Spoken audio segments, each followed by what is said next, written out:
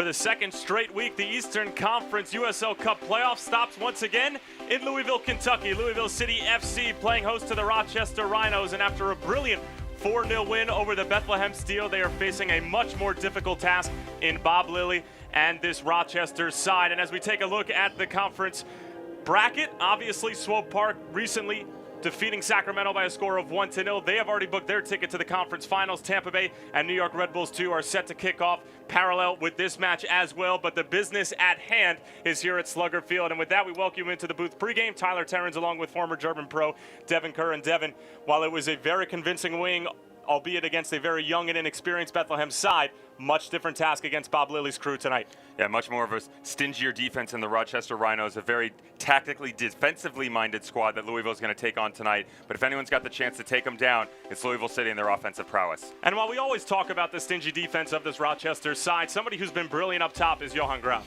You see it right there, scored in 4 consecutive games. Each and every goal has been so vital in this win streak that they've been on, their longest of the season. It's a great representation of his goal last week, winning goal in run of play. Great ball to the back post, even better finish. And we're not just going to highlight one player for Louisville, because this has really been a collective effort on the offensive side. It's Louisville front four in general. Well, and every single field player from Louisville City has done a great job this year up and down the pitch, and they've been rewarded for their efforts by every single one of them being put into the score sheet.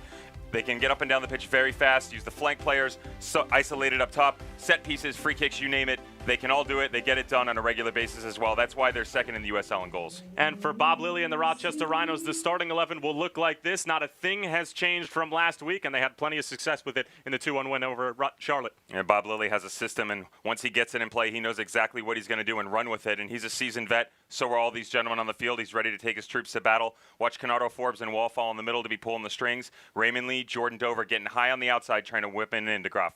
And then for James O'Connor and Lou City, it stays the same as well, although one major change up top, Niall McCabe gets the nod. And I think what James O'Connor is doing there is, with that switch, trying to bring in a bigger body, give a little bit more of a presence up top, frustrate that stingy back line of the Rochester Rhinos to try and push numbers forward early. And James O'Connor telling us that he's going to go forward early, going to go forward fast, try and get some offensive prowess going and show confidence. Lou City looking to make their 3rd straight conference final appearance. Rochester looking to return to USL Glory. Conference semifinal action coming your way next. It's not just a car, it's your daily treat. The ES and ES Hybrid. Lease the 2017 ES 350 for $299 a month for 36 months. Experience amazing at your Lexus dealer. The most important financial decisions aren't made in banks. They're made around kitchen tables and on porch swings. They're made over dinner and over coffee by real people trying to do the right thing for their families, today and in the days to come. We understand that. In fact, it's the reason we're here. We're Main Source, and we want to be a great bank for you. Next time on Mike and Molly. We're gonna be here for a while. I'm gonna kick my shoes off. Leave those nasty things on. I don't want to be breathing your stanky foot funk. Their friendship starts to go sour. You know what Carl was giving me a hard time about today? He said my feet smell like cheese. Parmesan. Now this bromance really hits the skids. I'm not gonna let you get to me today, Carl. You know why? Because I'm the bigger man here. You're the bigger man everywhere. On the next Mike and Molly. Monday at 5:30 on WPKI. Experience the Lexus RX with advanced safety. Standard. Lease the 2017 RX 350 for $399 a month for 36 months. Experience amazing at your Lexus dealer. The heat is hot. You should have some adult beverages when you go with the heat.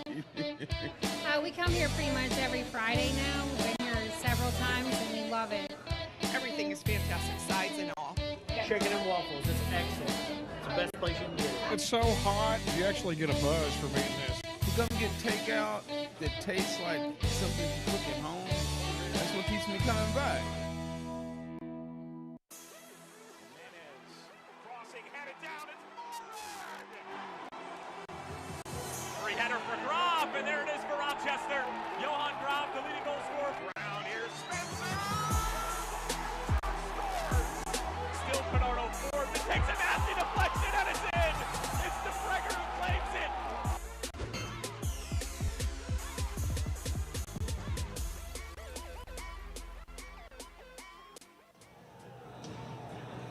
here at Slugger Field for the Eastern Conference semifinals, as it's Louisville City FC playing host to the Rochester Rhinos, as Rochester coming off of a dramatic 2-1 victory over the Charlotte Independents in extra time. Stefan DeFreger with the deflection game winner, and these two teams met rather recently. They've played 2 times in a very short period of time, and the last time it was at Louisville City. It was a thrilling 2-1 victory for Lou City. Well, they met 2 times in 9 days, and you're bringing up that 2-1 victory. In that victory for Louisville City, you're going to see it right here. Rochester Rhinos had 6 shots, only 1 on goal, which found the back of the net from the Ironman Gruff. But again, Louisville City able to capitalize late, get the goal by Luke Spencer to go up 2-1 in extra time and gain the vital 3 points coming down the stretch of the season. 95th minute penalty conversion for Luke Spencer, and with that, we're going to feature 2 players, one on the defensive side for Lou City, and then obviously Johan Graf, the leading goal scorer for this Western New York side. And the last time it was really just Johan Graf going out, Tosh. This is going to be a very key matchup throughout the 90 minutes. Yeah, you're going to see a lot of one-on-one marking and this, that, and the other, but what's going to be interesting is because of the way that Louisville City plays, with Smith and Jimenez getting up and down the pitch, it's going to isolate Toast much more in the back line. So when you have such a big body coming in like that, where reinforcements like a Wallfall, Ryan James, Cristiano Francois, the speedy Francois, you have to be really careful that you don't give too much space to Graf, because he will pound it and he will capitalize on any opportunity that you give him. 3 spots remain in the USL Cup Playoffs Conference Finals. Swope Park Rangers have already taken up 1 of the 4 spots. OKC and San Antonio to do battle later tonight. Tampa Bay and New York Red Bulls 2 kicking off simultaneously with this match. And Devin, we talk about the dichotomy within this game. Rochester, one of the best defensive teams in the USL, second best in terms of clean sheets on the season. Louisville, second best offensive team. But with that said, Louisville's no slouch defensively themselves. None whatsoever. I mean, in the course of play over every single game that we've seen, the goal differential defensively was only 2 or 3 of amount goals given up. So Louisville, no sweat, no sleep, nothing like that whatsoever. They're more than willing to put in the defensive work and be stingy, just like the Rochester Rhinos. And we are underway from Slugger Field. Tyler Terrens along with former German pro Devin Kerr. And with that, Louisville City FC trying to book their 3rd straight trip to the conference final. Gone to the postseason in the first 3 years of their existence. Rochester on the other side, they're looking for their 5th USL Cup. And they're looking to return to USL glory. Dramatic win over the Charlotte Independents in extra time. Stefan DeFreger with the deflection goal to send Bob Lilly's team into the next round. Louisville City with a very convincing win over Bethlehem in the Eastern Conference quarterfinals, 4-0, and Tarek Morad, of all people, getting the brace. Tarek Morad, you know, we talked about every single Louisville City player coming up on the score sheet. He was able to do that, albeit in an awkward way in the last match of the season. They kind of gave him a hard time, missing from the spot, following up, getting in the goal, comes right back out, gets the brace, throws his team out in front early, and Louisville just cruised from there on out. This portion of tonight's broadcast is presented by Plainview Apartments, the official housing partner of Lou City.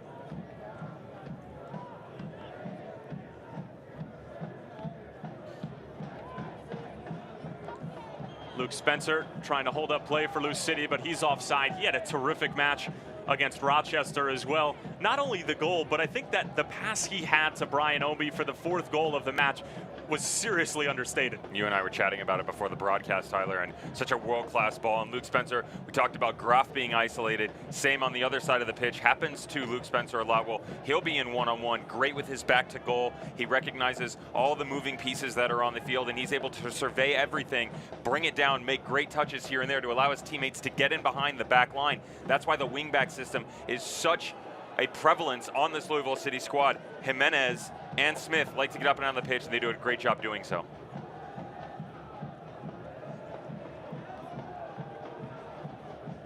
Trying to slide it through for George Davis IV, who gets the nod as well. Same exact starting 11 for Rochester. If it ain't broke, don't fix it for Bob Lilly.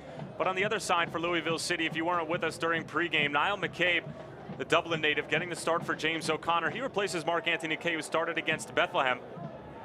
As this one sent ahead for Luke Spencer, but Tomas Gomez off of his line to collect that. Any big change as to why you think James O'Connor might start Niall McCabe tonight as opposed to other nights? Yeah, we talked about it in the opening remarks that I think he's just looking for much more of a physical presence. Obviously, Anthony Kay, extremely talented, very speedy, and he likes to go one-on-one with a lot of players. With McCabe, you get a little bit more of a possession-oriented player, someone who's got that bigger body frame and that can go one-on-one, can also play well in combination, shift back down into the midfield and play in combination, playing give support. So I think O'Connor tending to go that route, and he really wants to hold the ball more than Rochester does and lock down the center of the field.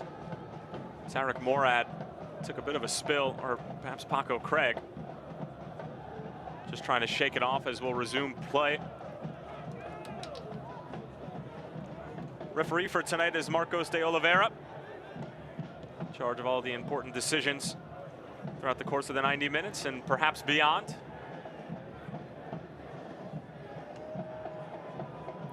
Raymond Lee sending it forward. Bernardo Forbes out wide for Wall Fall, all the way towards the back post. Dover's waiting for it. Check that, the referee for tonight is actually Victor Rivas.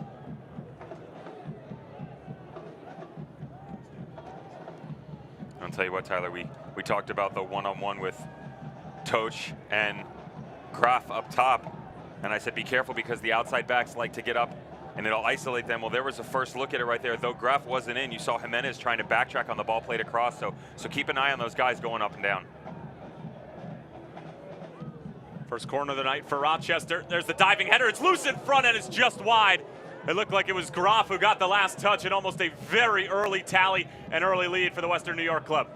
We see Ryan Felix doing a good job, just kind of shifted near the penalty spot there. Ball served in right around 8 to 10 yards inside the box. Ryan Felix gets ahead on it, trying to go to the near post. And as you said, Gruff looking for a slight little deflection. Greg Ranjetsing would not have been able to get there to the near post, and instead it slides out to his left and goes over the byline for a goal kick. Johan Graf, a man who can get it done in a multitude of ways for Rochester. And in our conversation with Bob Lilly, he made it a point to say that Johan Graf isn't a guy who's just picking out penalties and free kicks left and right, much like a Wall Fall, who's done most of his scoring from set pieces, but that Graf hasn't scored a single goal from a dead ball, and he's just somebody great to have during the run of play, and he obviously made that very apparent in the last time these two teams met here at Slugger Field. Well, much like the big body of Niall McCabe, Graf sharing that big frame as well, standing 6 foot, probably weighs all muscle, not even going to go with a weight there, but just such an athletic and physical presence up top. And like you said, Tyler, against the run of play, what have you, he can get it done. Ranjetsing able to make the save there as it was nicely cushioned for Wall Fall. Ranjetsing 9 clean sheets on the season, part of this very stout defensive Louisville team. And while it's been mostly their offense which has been getting recognition around the league, defense certainly can't be overlooked. Cristiano Francois, the Haitian, trying to get it across. It's cut out by Oscar Jimenez. Speedy Williams almost got caught in trouble. Nice little let through from George Davis IV. However, a nice sliding challenge from Tom Pratzner. He's along the back line with Felix and Joseph Farrell. And talking about the Stinzy defense, that's no slouch at all with this Louisville City squad. Again, the separation, actually only 2 goals. I referenced it was 3 earlier, but it's only 2. So much credit given to this team going forward. And we said to James O'Connor, do you think the defense gets lost in translation a little bit? He said, yeah, I think maybe they're kind of the fallen member and they're not given enough credit. And again, James O'Connor and his boys just so capable in every way, shape, and form, and that's why they're the #1 seed in the Eastern Conference. Raymond Lee with a great move. Ranjetsing able to smother the cross, but Rochester in the opening 7 minutes or so really on the front foot here on the road. Doing very well with possession. You see that defensively pushing a very high line up there, causing Louisville City to play out of the back much more than they're used to. Louisville likes to maintain possession as well, but Rochester pushing numbers forward and doing well, kind of frustrating the back line. And as you're seeing the ball move from left to right on the pitch, very difficult for Louisville City players to have any spacing whatsoever. Jimenez able to find a little bit of space, trying to go for the big switch. Raymond Lee able to cut it out. Still some work to do for Lee. Kyle Smith hounding him.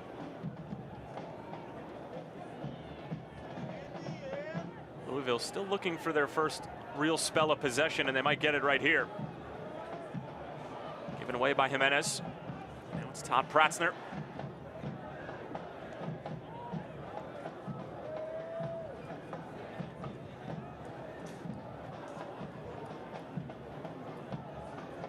Everybody was so impressed with Louisville in the first round, and obviously with the Monarchs falling to Sacramento Republics in PKs. A lot of people peg Louisville as the favorite to take home the USL Cup, and obviously with their performance against Bethlehem last week, thanks to the brace from Tarek Morad and a golden assist from Luke Spencer, they could be well on their way, but it can't be understated. The opponent that they face tonight has so much experience, so much depth, and they're so unbelievably organized against a coach who's been doing it for a long, long time. And speaking to James O'Connor midweek, we asked him about, what did you think about the 4-0 win? And obviously pleased to move on and have a decent performance. He was very happy that his team got out early and set the tempo, but what he wasn't very happy about was he felt they needed to be a little bit more crisp, that maybe because of the opponent, no disrespect to Bethlehem, as he said, but maybe because of the opponent, they slacked off a little bit and they weren't as tight up high as they'd like to be. And he said if they didn't clean that up this week, and they worked on it in training, but if they didn't clean it up this week, that Rochester would take advantage of that. And so they worked really hard this week in making sure they were just a little bit cleaner with their passes and a little bit more crisp.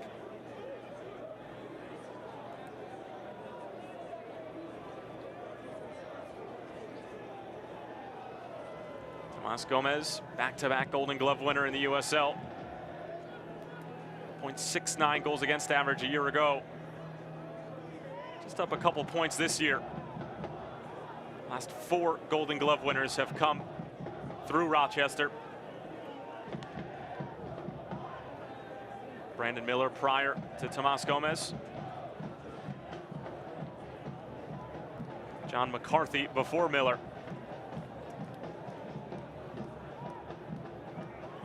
Bob Lilly maybe understates his defense a little bit. Claims that they really don't spend too much time defending during practice.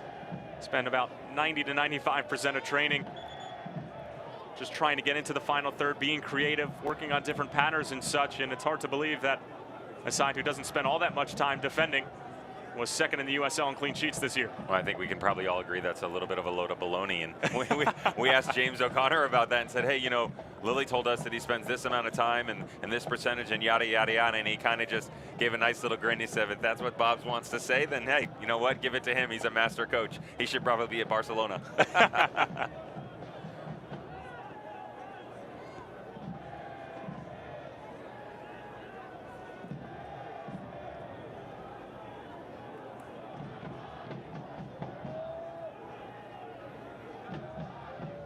Speedy Williams.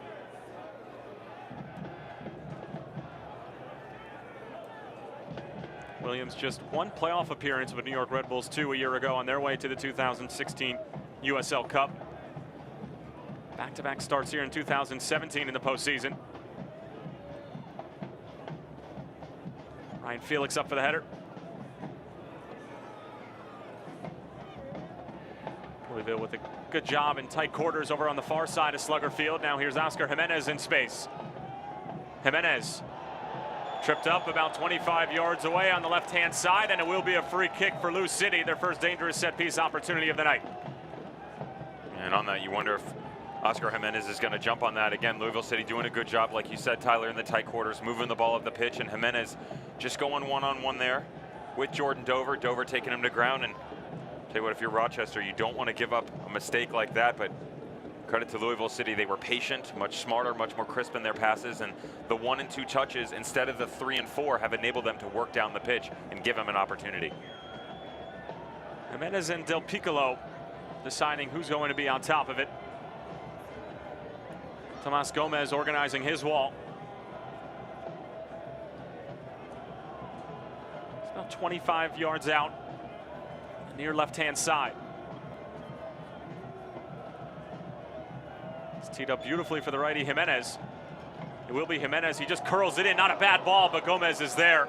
It was a teasing ball in, but Gomez right along the 6-yard box claims it. And that's a solid ball in for sure. And you could tell by the way he was lined up that he was not going to hit it. Just a little bit too level and horizontal, need to be a little bit more vertical to put power on goal. Elects to go with the in-swinger with his right foot towards the back post, but Tomas Gomez recognizing the threat and doing a good job stepping up and taking possession.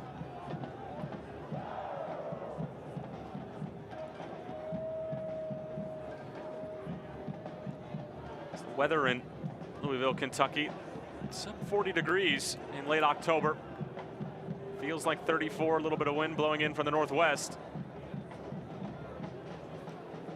But Rochester, no stranger to the cold. It's been hovering around those temperatures since probably about late August, with the way that things go over in the snow belt. Mid-June for all we know.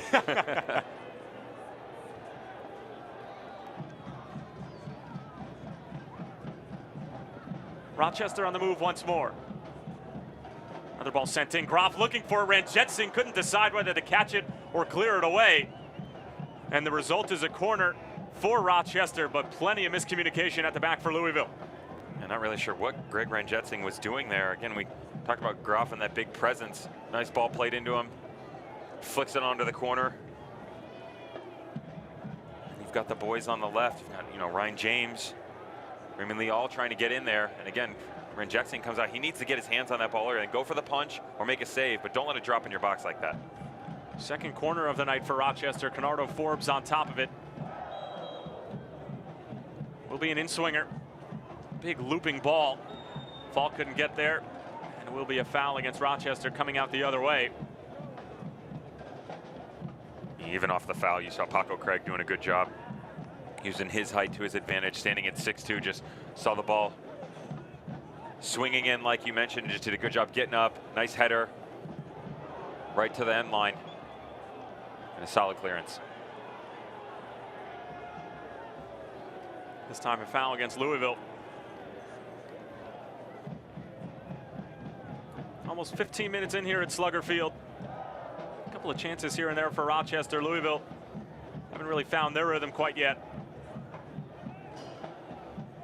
And of course, the winner will advance to the Eastern Conference Finals. Louisville looking to punch their third straight ticket to the conference finals. Certainly some unfinished business for the Purples. And this, of course, a rematch of the 2015 Eastern Conference Finals. Rochester would go on to take that game by a score of 1-0. That game was in Rochester, and the Rhinos would go on to win the 2015 USL Cup. Louisville on the move, sent across. Spencer looking for it. It's a great challenge right at the last. It looked like it was Farrell who got there. Yeah, impressive. You can see the speed that Louisville possess in general and just get forward so fast. And again, they like to get those guys around the outside, down into the corner, and knock a ball in. Jimenez with great distribution. Smith with great distribution, and Kyle Smith just trying to get in, knocking it back. Spencer dashing to that near post, but good job by the Rochester defense to step in, and Spencer just couldn't cut it across his body. Louisville, as always, just doing a great job of finding seams along the back line. These long penetrating passes have given teams all across the Eastern Conference plenty to deal with. And what's made them so successful throughout this 2017 campaign.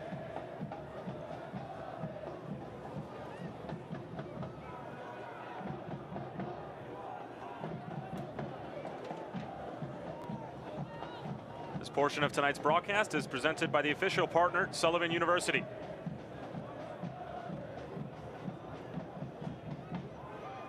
You know, Tyler, going back to that 1-0 defeat that you mentioned with the Rhinos, I think one of the biggest things that you could probably bring out of that is the fact that it was at Capelli, and Louisville, such a great home record and capitalizing on that, and even Lily saying what a difficult place this is to come in and play. And home field advantage sometimes kind of gets lost a little bit, but I think that is definitely something that's going to come into play in this game in general, and maybe late in the game down the stretch with these great fans and this, that, and the other, really pushing their team forward and rooting them to the next level.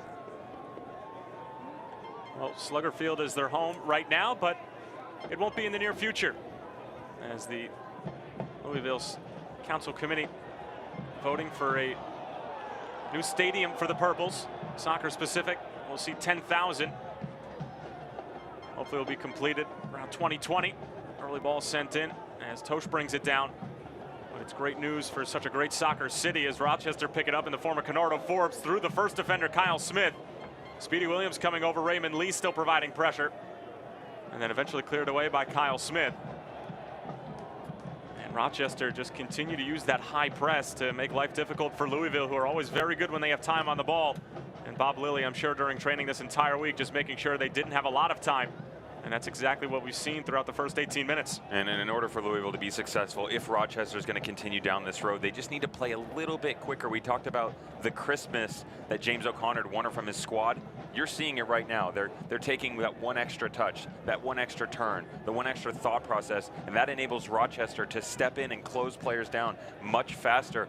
Louisville need to pick up the pace a little bit. They're capable of it, but they haven't done so yet so far. Francois with the delivery, but that's over the bar, and Ranjitsingh watches it sail over.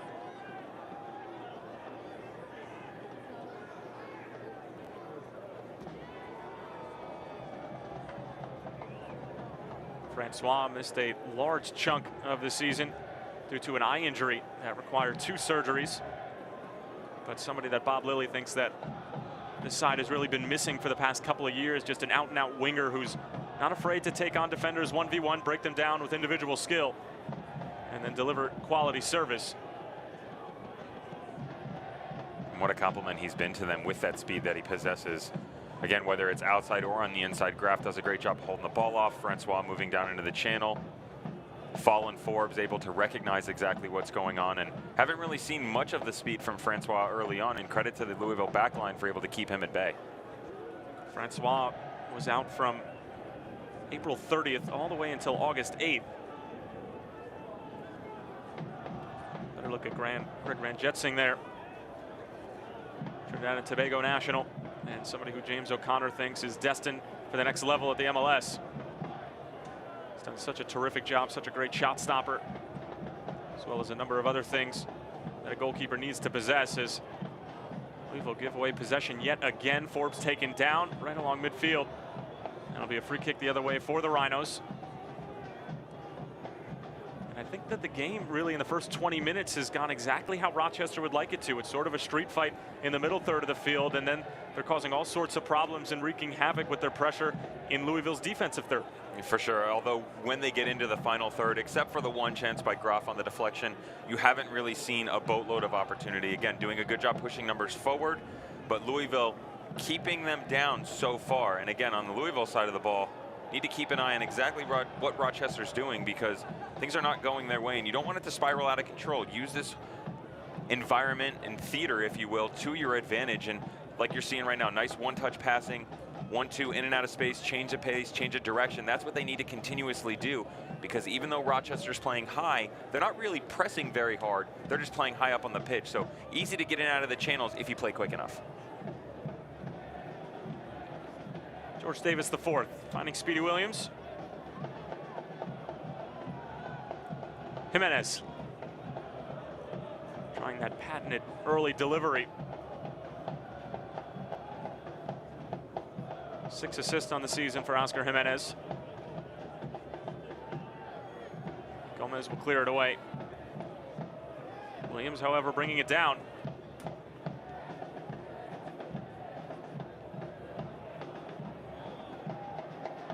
Tough giveaway there from Tarek Morat. Canardo Forbes running with Raymond Lee. Lee sends it into the box. Not another bad ball. And Ranjitsingh has to smother it. That seems to be the flank of choice for Rochester early on, is that left side, and Raymond Lee. We talked to Bob Lilly, and he's done a terrific job stepping in. Well, I'll tell you what, Tyler, that although not on a restart, that goal was that play right there was eerily similar to the goal last week, because last week Canardo Forbes goes down, recognizes they've got numbers, plays quick on the restart, plays Lee down into the corner. Lee knocks the ball to the back post of Graf, and Graf finishes us off. And we saw that in the opening remarks, and almost the same thing there. Couldn't get on the end of it, but Lee just does such a good job of playing that one-on-one, that 2v1 and 3v1. He's got the speed and he's got the vision, and he's done a great job utilizing it. McCabe gives it away. Now it's Wall Fall on top of it. German central midfielder for Bob Lilly, who's been terrific all season. Here's Dover on the loose. Dover going all the way through. Dover, and he pulls it wide. Oh, it was a magnificent opportunity for Rochester, and Dover is going to have nightmares about that one. Oh, Jordan Dover giving Lee a second ago so much pleasure and praise. And how about Jordan Dover just doing a good job? Gets a little deflection off Jimenez, gets in behind the back line, continues to go one-on-one, splits the entire defense. The center backs and the defenders from Louisville have to do a much better job. I mean, Toch, Craig, Murad, they all just let him run right through, and Jordan Dover goes in versus Ranjitsingh. How you don't put that on frame, I'm not sure. And you saw the reaction from Greg Ranjitsingh. I mean, Paco Craig was trailing the play. Sean Toch, I guess, just jabbed at him and thought that he was going to give up the ball. And in most instances, an outside back is going to try to get it to somebody who's a bit more technical in the final third. But Dover said, if you're going to let me dribble all the way through, I'm going to take the space.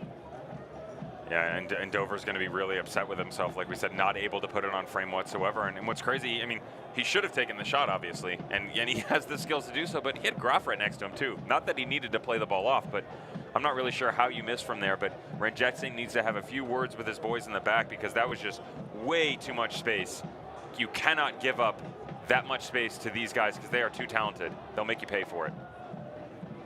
So Louisville come away unscathed after the Jordan Dover dream chance. With an opportunity to make Rochester pay for it.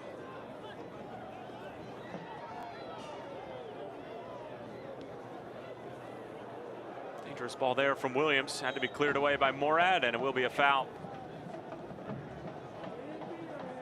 on James on the far side.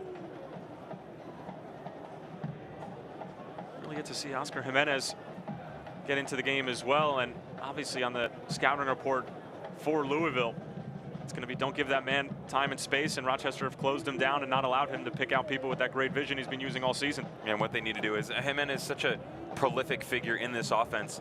Louisville needs to recognize that, and just because he's not a focal point right now, start moving the ball on the other side of the pitch. Get Kyle Smith involved, because he can do the same things Jimenez does. I would say from a distribution standpoint, Jimenez serves a little bit better of the ball, but Kyle Smith very capable as well, and he's been very quiet early on.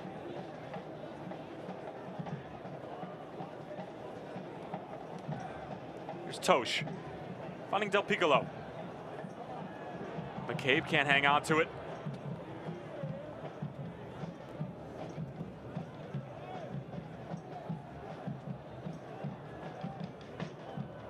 Speedy Williams.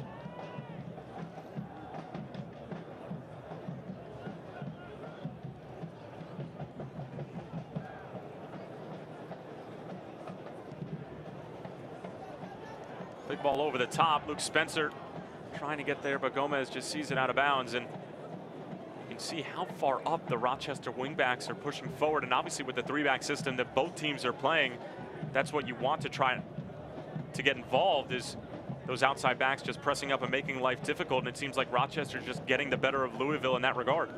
Yeah, and what's interesting though is that if you can take a look at it as they're pushing the numbers forward defensively, Rochester that is, and making Louisville play out of their own third and come out of the back. It's very difficult to do so, but they're pushing numbers high, but they're not exactly sending a boatload of pressure onto them. It's very much man versus man, and it's difficult for them to play out, but it's not that difficult.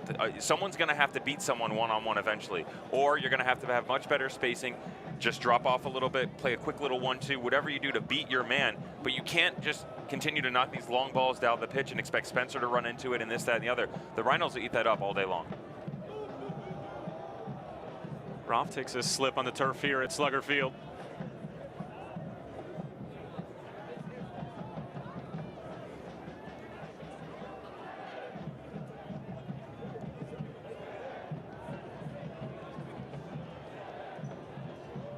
Pratzner just has to clear it away. Louisville will set up shop deep in Rochester territory.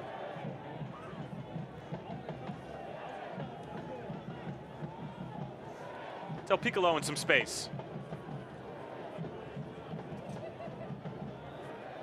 Kyle Smith on the far right side. Great delivery towards the back post. There's the touch.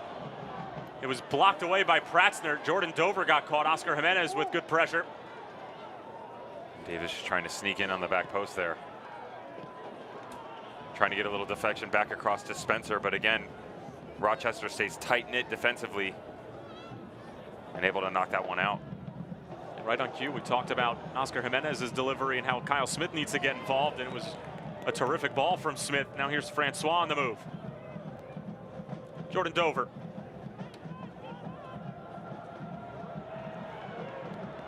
Ponko Craig somehow managed to win the ball and keep it in play in one motion. George Davis the fourth. Carries into some space, still on top of it, and finally dispossessed.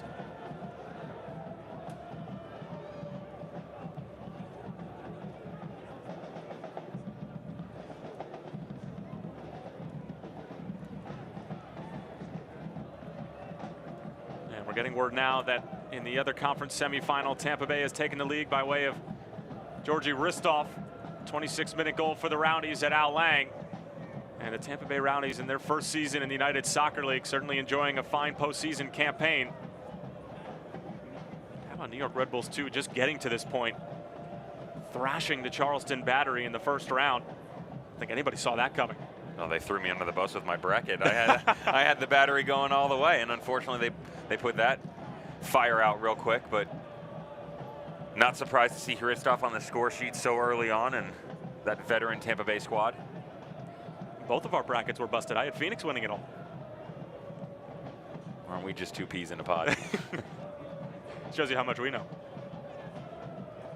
Phoenix, of course, falling to Swope Park Rangers in penalties. And Swope Park advancing to the conference finals. Carlton Belmar with the lone tally to take down Sacramento Republic with the Cinderella Darlings after taking down the #1 overall seed, the Real Monarchs. While Falk cuts it out, bad giveaway. Goes all the way over for Graf. Graf's gonna pull it back out.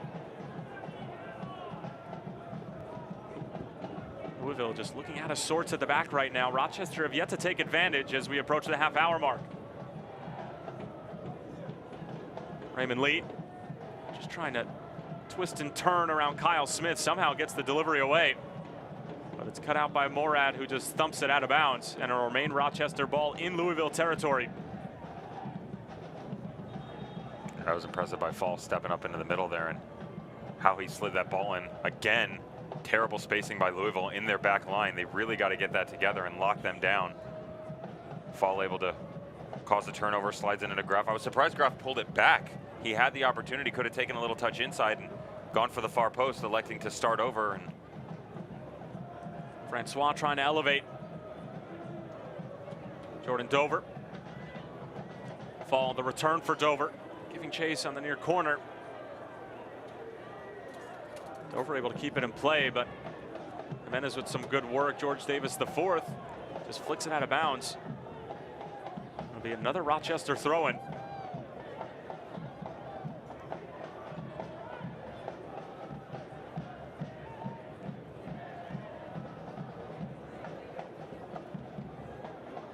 Forbes trying to take it on the full volley. Certainly a good idea, but the execution wasn't quite there.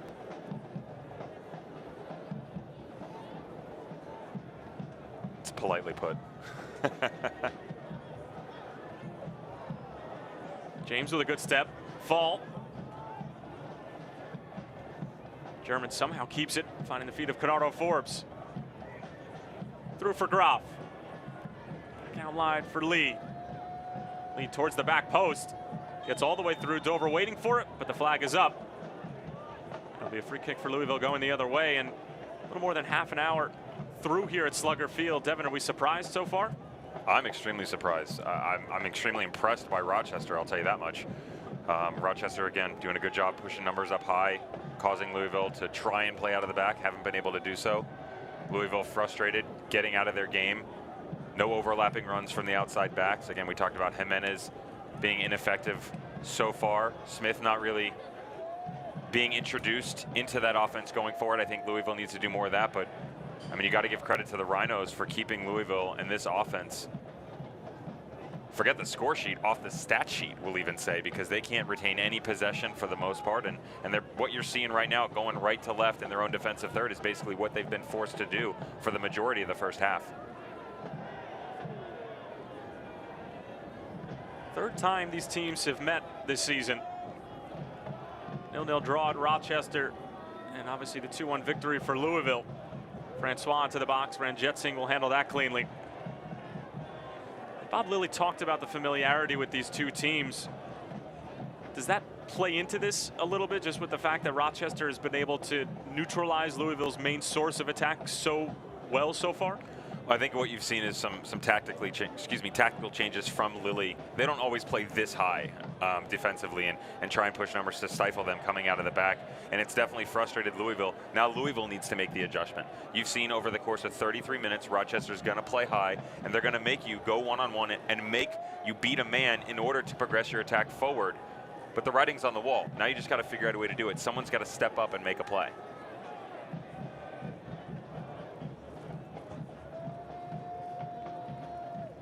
Speedy Williams just trying to direct traffic, finding the feet of Luke Spencer. Spencer turning, and it's just wide. Almost out of nothing for Luke Spencer. That's certainly how you use a 6'4" frame. He just turned on a dime and was able to have a rip.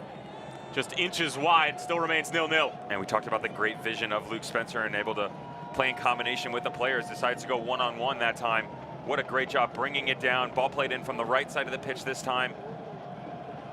Spencer brings it down, takes a little touch inside, goes near post on Gomez. Gomez was beat for sure, and he had a few choice words for his back line who were disorganized, and that's what you want to see out of Louisville. I'd like to see it a little bit more often.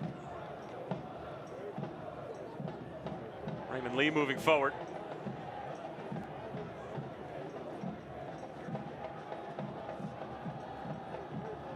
Captain Canardo Forbes.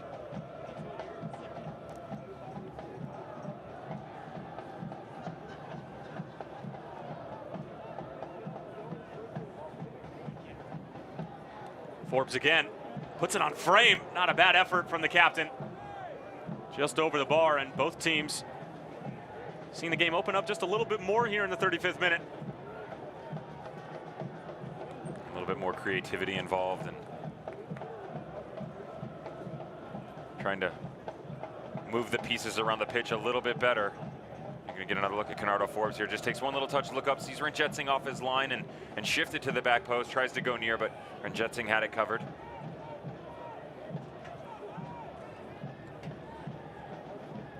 More than 10 minutes remain here in the first half at Slugger Field. Tyler Terrence along with Devin Kerr, glad to have you with us. This Eastern Conference semifinal matchup.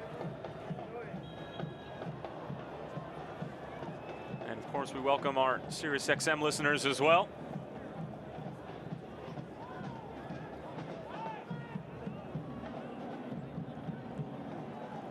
Francois, great challenge from Paco Craig to surrender a deep throw into Rochester.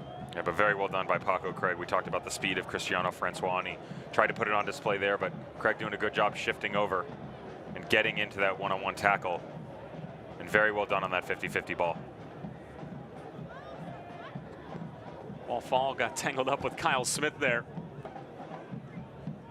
Wallfall just showing nothing but love for Kyle Smith.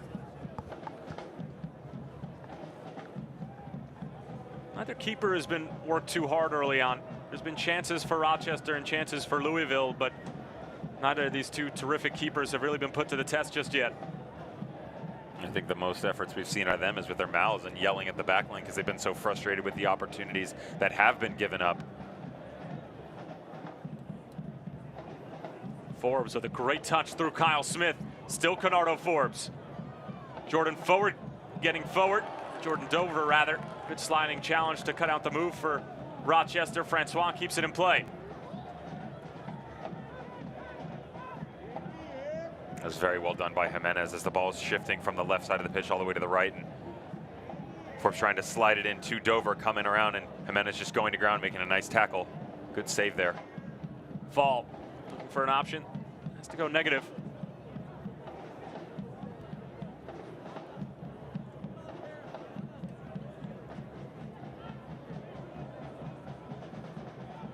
Dover able to cushion it for the Haitian Cristiano Francois. Another great ball in just over the head of Groff.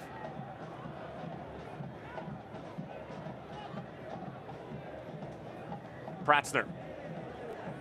Good step from Jimenez, but it is going to be a foul. A little bit of a late call there from Victor Rivas, but he was right on the scene, and the crowd here at Slugger Field obviously not pleased. And we haven't had a lot of whistles from Victor Rivas in this first half. It's been nice open play for both squads, and again, Ball just played around Davis. Jimenez stepping in and frustrated by the Louisville squad, but I think he deserved a foul in that situation. Jimenez just gave him a little bit more body than he needed to, and just a little bone-to-bone action down near their feet, causing Rochester to go to the ground and gain a free kick here in the 38th minute.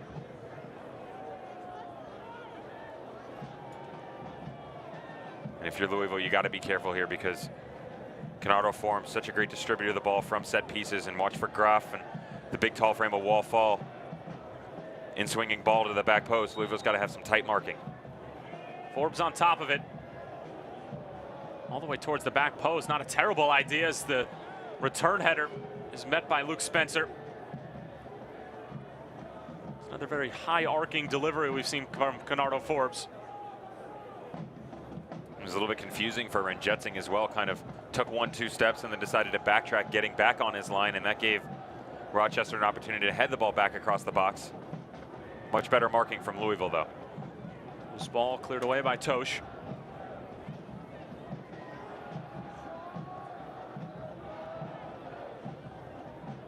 Strong header from Craig.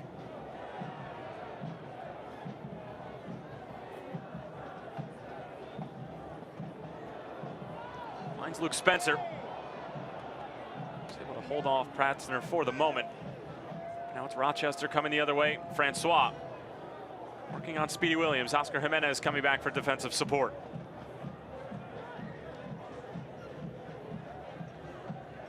Dover just trying to find a seam for Graf. Ball fall in some space. Out wide for the Missouri native Raymond Lee.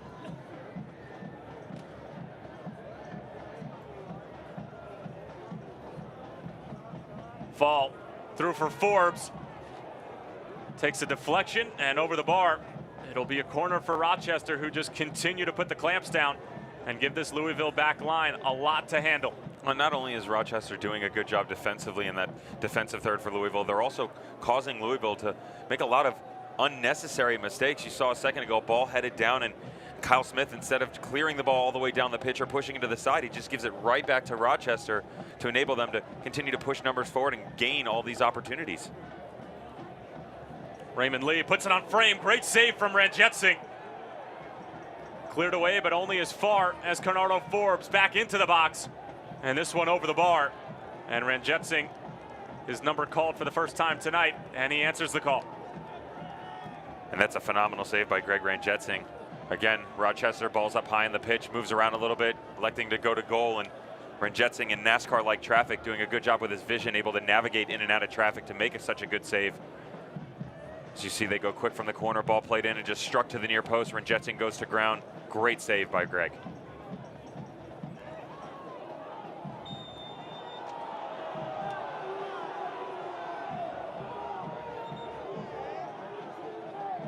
Another foul against Louisville as we slowly but surely approach the halftime whistle here at Slugger Field.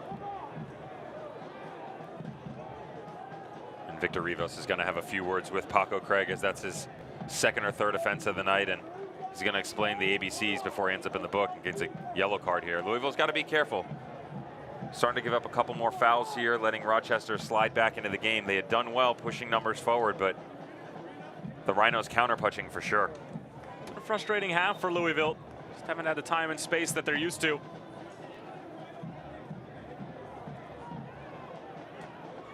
George Davis, the fourth, can't get a clean foot to it.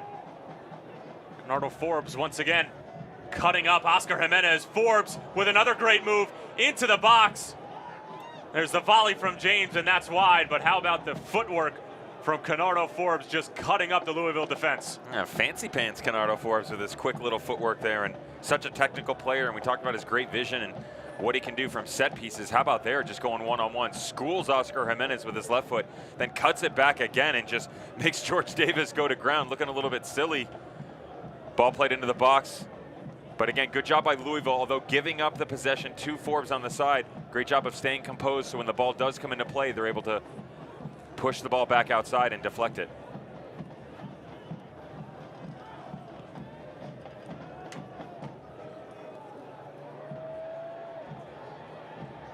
Pinballing around, Felix trying to deal with the very large frame of Luke Spencer. Does well initially. Louisville looking to steal a goal perhaps before the stroke of halftime.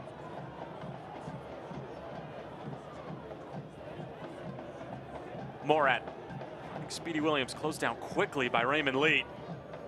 Just a brief snapshot of exactly what Rochester are trying to do defensively.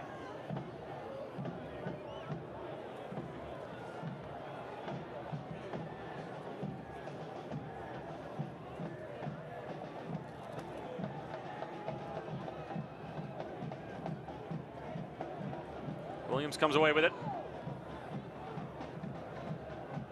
Really night and day for Louisville. Eastern Conference quarterfinals compared to the conference semifinals here. They had all sorts of time and space to play against Bethlehem, and Rochester, obviously having seen the tape and played against them twice this season, just said, we're not going to give you that time and space, and while it might look ugly in the middle third of the park, we'll just try to make something happen in your own defensive third. Super smart from Bob Lilly and the Rhinos tonight, executing their plan to the T so far. I'll tell you what, if I'm on the Louisville squad, I would not want to be a fly on the wall for James O'Connor in his halftime speech. He's going to be very frustrated with his boys' performance as of yet.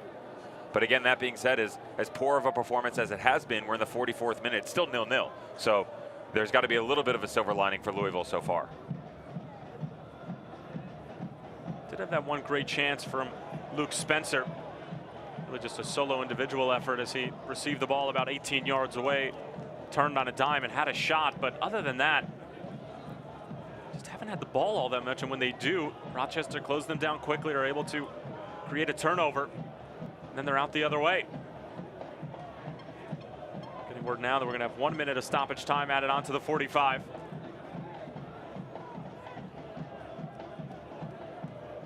Winner advances to the conference finals to take on the winner of Tampa Bay and New York Red Bulls 2.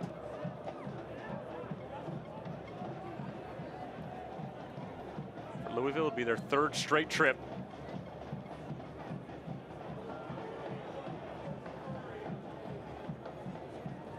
Rochester looking to get back to the conference finals since the first time since 2015 when they won the USL Cup.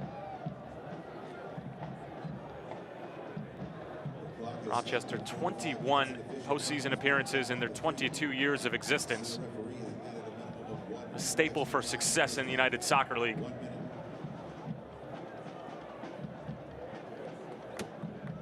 And they're showing you right now that those bright lights of Slugger Field in this stage that they're on here tonight in the semifinals are not going to phase them, doing a great job proving that they're up to the task at hand.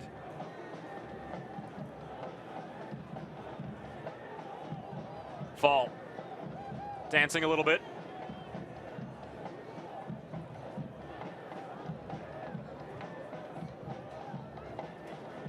Canardo Forbes. Probably the last move of the first half here. Dover keeps it in play. Finds Ryan James in the middle of the park. Forbes once more. Very patient here from Rochester. Forbes the return for Lee.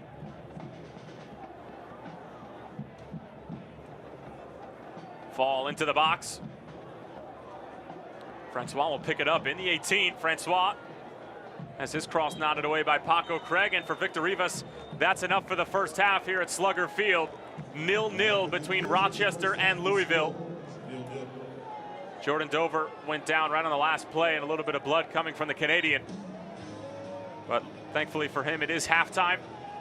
He will receive medical attention. Rochester on the front foot for most of the 45 minutes. Your thoughts? If I'm Rochester, I don't change a thing. I'm sure Bob Lilly's going to go in and say, continue to do what you're doing.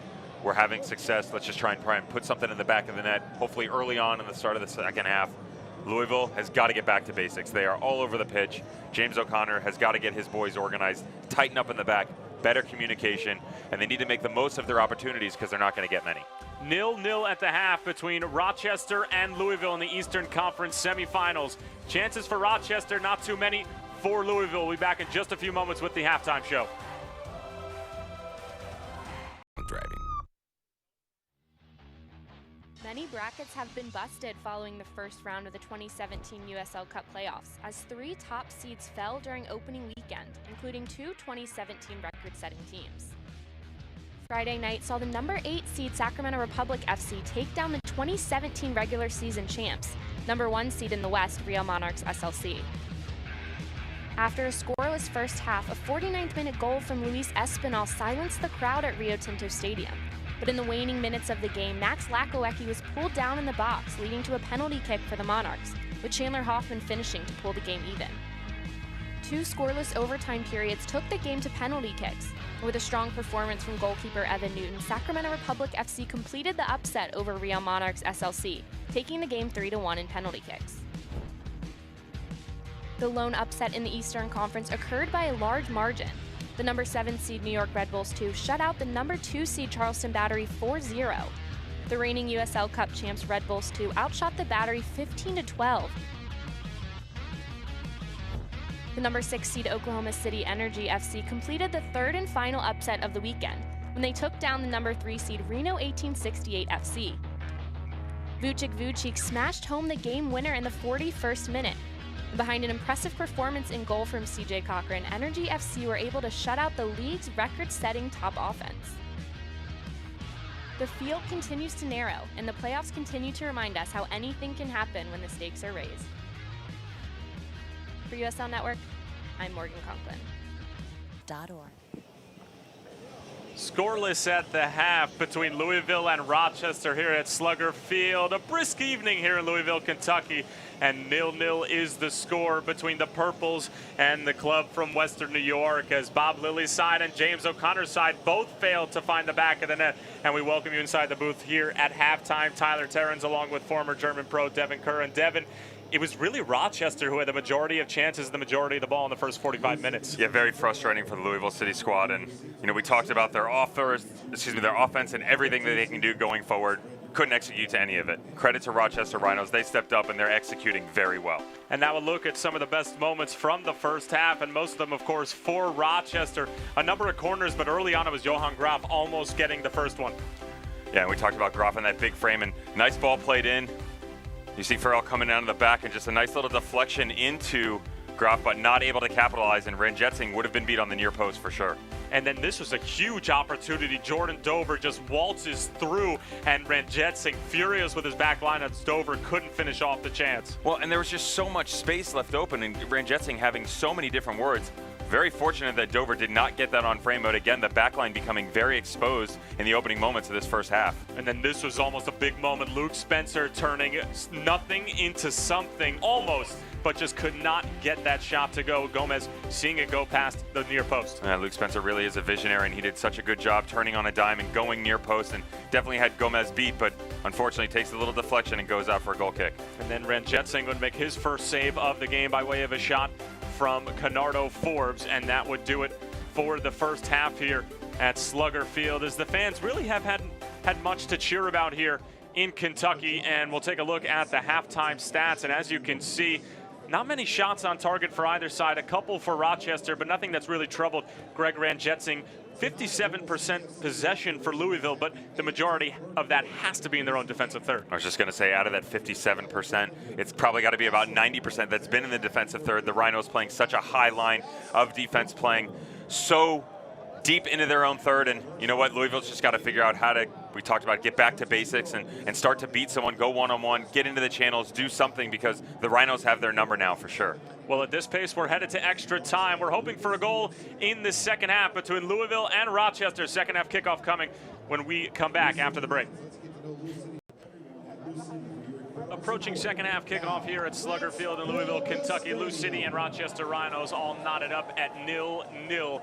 As neither team were able to find the breakthrough in the first 45 minutes. There is another game going on in the Eastern Conference semifinals, and that's Tampa Bay and New York Red Bulls 2. And I think the most shocking thing about this matchup, Devin, is the fact of who Tampa Bay are hosting in New York Red Bulls 2. And early on, a couple of great saves from Matt Pickens, and it would eventually be Tampa Bay who gets the first tally. And what Tampa Bay is going to want to do is use that veteran leadership and squad that they have. There's a good one. Marcel Schaefer right there playing a nice ball in, and they're just going to continually use all the experience that they've had to move on through this Eastern Conference bracket. And like you said, shocked that it's first the Red Bulls. And then this would be the big moment for Georgie Ristoff in Tampa Bay. Shot takes a nasty deflection here, and then just falls to Georgie Ristoff in a great place. And if Georgie gets that sort of opportunity, he's going to put it away. And Georgie having a nice little tea party at the top of the box, having no problem going in on his own and going near post, beating the goalkeeper. And I'll tell you what, on that deflection, very fortunate it bounced to him, but maybe be a case for a handball as well coming off that shoulder there. Absolutely, but nevertheless, a 1-0 lead for Tampa Bay. And as it stands right now, they would be moving on to the conference finals in the Eastern Conference, as they hold a 1-0 advantage over New York Red Bulls 2, who are looking to get back to the USL Cup for the second year in a row after hoisting it in 2016. A lot of people still surprised that they're still alive at this point, taking down Charleston Battery 4-0 in Charleston in the first round to earn that trip to Al Lang. But Al Lang, we talk about one of the tougher places to play in the USL, not just the Eastern Conference. And as we look at the conference bracket here, again, winner of these two games will play each other in the conference final. Swope Park have already booked their ticket. What do you like in the San Antonio OKC game tonight? A big fan of OKC. I like the energy and the form that they're in right now, and they've done a good job coming down this stretch. And I think the spark that they've gotten offensively has to be attributed to Jose Angulo, rewarded for Player of the Month by the USL. Just, he's done everything right, nothing wrong, and OKC has taken full advantage of that. Swope Park with a 1-0 victory over Sacramento. That was the first game of the evening. Carlton Belmar with the tally for Swope as they head to the conference finals for the second year in a row. Fell to New York Red Bulls 2, 5-1 in the USL Cup a year ago, and maybe looking to exact revenge on the United Soccer League heading into the 2017 season. There was one man in particular who picked Swope Park to go all the way, other than his own team, and that was Mike Jeffries, the coach of the Charlotte Independents, who Rochester took down in the first round by a score of 2-1. Stefan DeFregger with the deflection game winner in extra time for Rochester. But very interesting to hear Mike Jeffries go with that. He said a lot of people expect Phoenix to be there, expect the Monarchs, expect Louisville, but he said he just loves the way that Swope play, and obviously having not seen them during the course of the season with Charlotte playing them, but just loved everything that Nikola Popovic was doing over in Swope. And sure enough, Swope are off to the conference finals. Louisville City looking to get to the conference finals for a third straight year. What do they need to do differently in the second half to make sure that that becomes reality? Everything. I know, literally, it starts from the back coming forward. I think Ranjetsingh needs to have better communication with his back line. I think Toch, Craig, and Murad have been all over the pitch spacing-wise, and they're having a real tough time with Groff and Francois up top. Then moving into the middle of the field, I don't think we've called Speedy Williams' name the entire first half. So where's your central midfielder trying to hold up ball and keep possession and keep play? So they need to do that as well. We haven't heard from Niall McCabe either. So we talked about that big body and getting involved. Hasn't really done that. So I just think Louisville needs to make it simple, start from the back, coming forward. And again, James O'Connor talking to us midweek saying we need to be a little bit more crisp. They backtracked in that first half when they went the opposite direction. And what they need to do is continue to try and show that offensive prowess that they've showed all season long, which we haven't seen in the opening 45 minutes of this match. So we do have two substitutions for James O'Connor at the half, as it's Brian Omby and Mark Anthony Kay who have come on here for the second 45 minutes. Rarely will you see a switch at halftime, but rarely will you see a double switch. Niall McCabe and George Davis IV both coming off. And like you mentioned, Devin, wasn't exactly the best performance from those two. And none whatsoever, and I think James O'Connor is showing his frustration, hoping that he doesn't dip into his pocket too early and put himself behind the 8 ball. You know, I asked him about the Ownby substitution last week. Why did you bring him on in the 55th minute? And he said, you know, we talked about it at halftime, wanted to come out and see exactly what Bethlehem was going to show us. James O'Connor choosing to elect to put him on right away right now, which shows you that he's frustrated and looking for an early change. We'll see how it plays out as Victor Rivas is just making sure that all the logistics are in order as we are underway at the second half here at Slugger Field. Tyler Terrence along with former German pro Devin Kerr. Glad to have you with us for this Eastern Conference semifinal matchup. And those substitutions are presented by Great Clips. It's going to be great. Very strange to see a double switch at halftime, but I think that speaks a lot to the confidence that James O'Connor has in his crew to go ahead and get the result in 90 minutes, because if it does go to extra time, then using those 2 subs at the 45-minute mark does become a little bit precarious. He's gonna, we said, behind the 8 ball, and that's gonna definitely do that for sure, but you know, he's electing to decide to make that change now, and I think rightfully so. We talked about McCabe at the talk of the broadcast being a little bit bigger of a body, not able to put that into play or be useful whatsoever. And now you're gonna see the speedy and talented Mark Anthony Kay step in, trying to show that he maybe should have been starting the game off a little bit and trying to prove James O'Connor wrong a little bit. But either way, you're getting some veteran leadership out of Brian Ownby as well, who steps onto the pitch, and seems like he's been the journeyman and been around forever, but continuously comes in and shows that speed and shows that pace, and I think that'll help stretch the back line of the Rhinos a little bit better here in the second half. Ownby, of course, with the 4th and final goal for Louisville in the first round against the Bethlehem Steel by way of a world-class pass from Luke Spencer. So we'll see how those two work together up top for a second straight evening. And this portion of tonight's broadcast is presented by Plainview Apartments, the official housing partner of Lou City.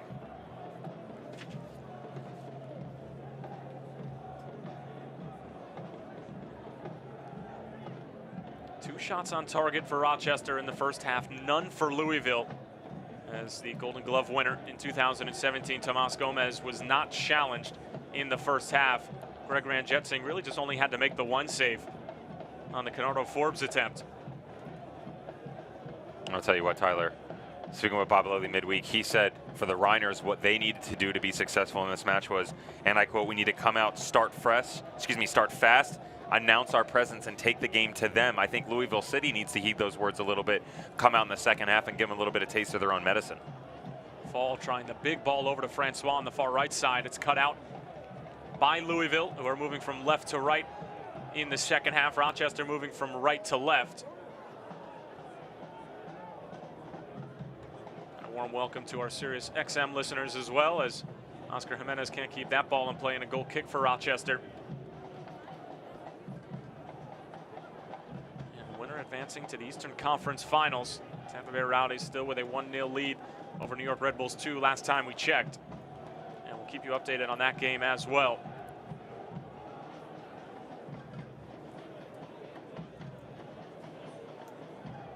OKC and San Antonio in the Western Conference set to kick off tonight as well, as Del Piccolo called for the foul.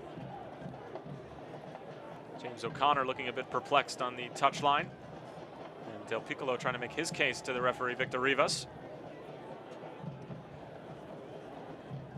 I'll tell you what, before halftime I said I wouldn't want to be a fly on the wall for James O'Connor's halftime conversation if I was one of those players. I will say this, he is a visionary and he's a very talented football minded, and you got to wonder tactically what he said to his boys in order to get them back on track, because he is so talented in so many different ways.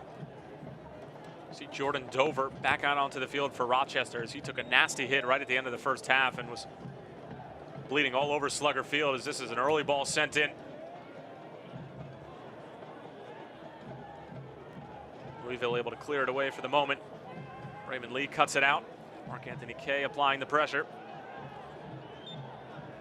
And it will be a foul the other way in favor of Louisville. And the crispness and the speed is right there. You're going to see it. Ball comes in off the restart to Speedy Williams. He's got the entire left side of the pitch open. Jimenez screaming for the ball, and Williams takes one look, takes a step forward, ends up cutting the ball back and starting over, and there was no need. He takes one touch, knock it outside, and make everybody shift with you. Make the whole field move. It's going to open up the play much more.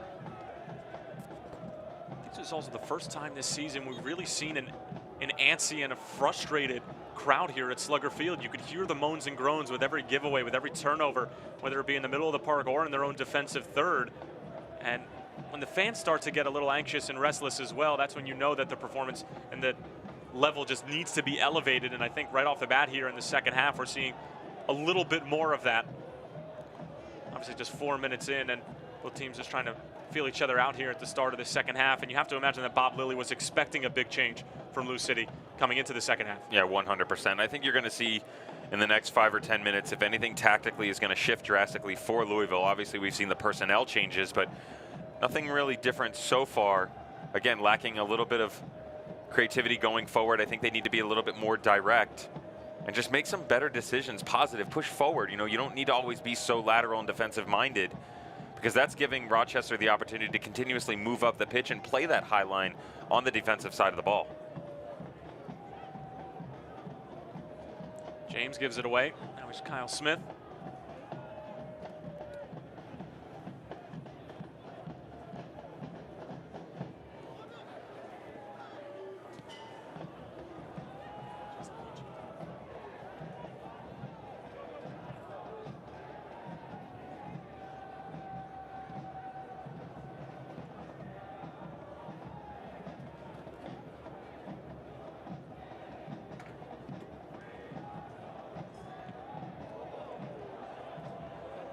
Del Piccolo, good work in the middle of the park, just couldn't slide it through to find Luke Spencer.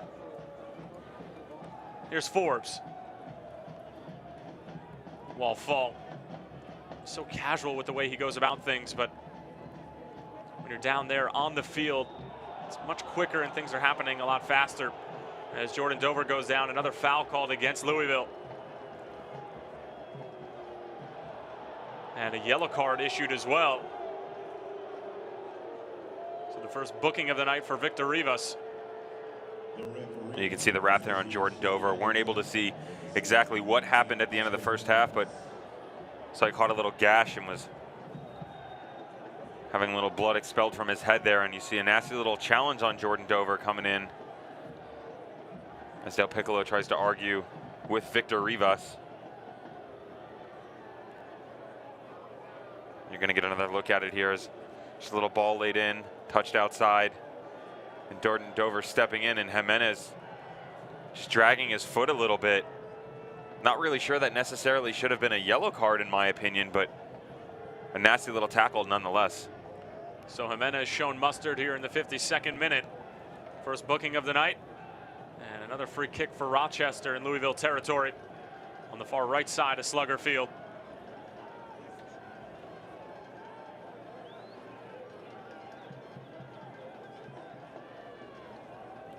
Order Forbes to take for Rochester.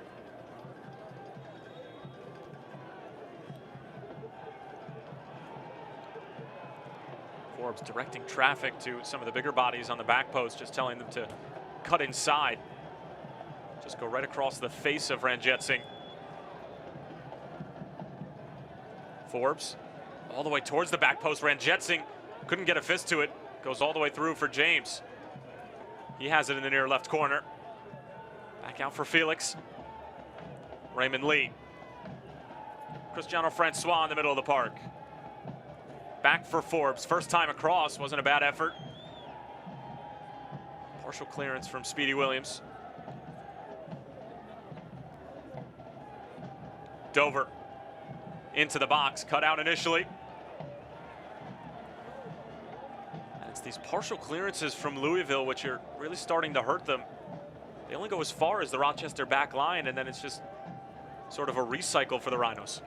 Yeah, speaking of recycle, it's very similar to the play that we saw in the first half, where when these balls are coming in, they're not clearing it to the end line or diagonally. The balls are going straight down the middle of the pitch. And like you said, Tyler, the Rhinos have no problem cleaning that up, and they're doing a good job doing so. But on that note, even with poor clearances, Louisville needs to win that second ball, because poor or not, they still have the opportunity to get to it, and they're not pressing in any way, shape, or form.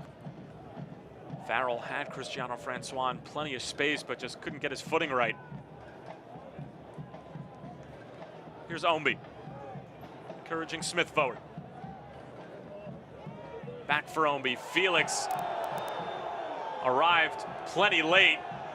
Crowd is asking for a card. Let's see if Victor Rivas goes to the book, and indeed he will. It's going to be a yellow card for Ryan Felix here in the 55th minute. You can see Raymond Lee and Ryan Felix saying that they don't agree with that whatsoever, but as you said, Tyler, Felix coming in very late, a little bit dangerous. Nice ball in from Kyle Smith, and Ownby coming across, and that is a nasty tackle. He can finger wave all he wants, but Ryan Felix definitely going to the book, and deservedly so. That's an easy decision for the referee. So 2 bookings in the last 3 minutes. Oscar Jimenez first, and now Ryan Felix goes into Victor Rivas's book. Free kick for Louisville.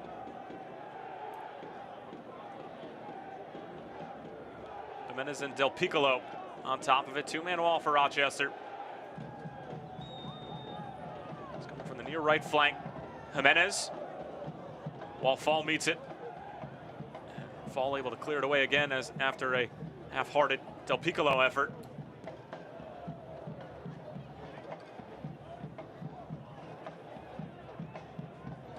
And Louisville's got to do much better from there. It's just so standardized and storybooked already.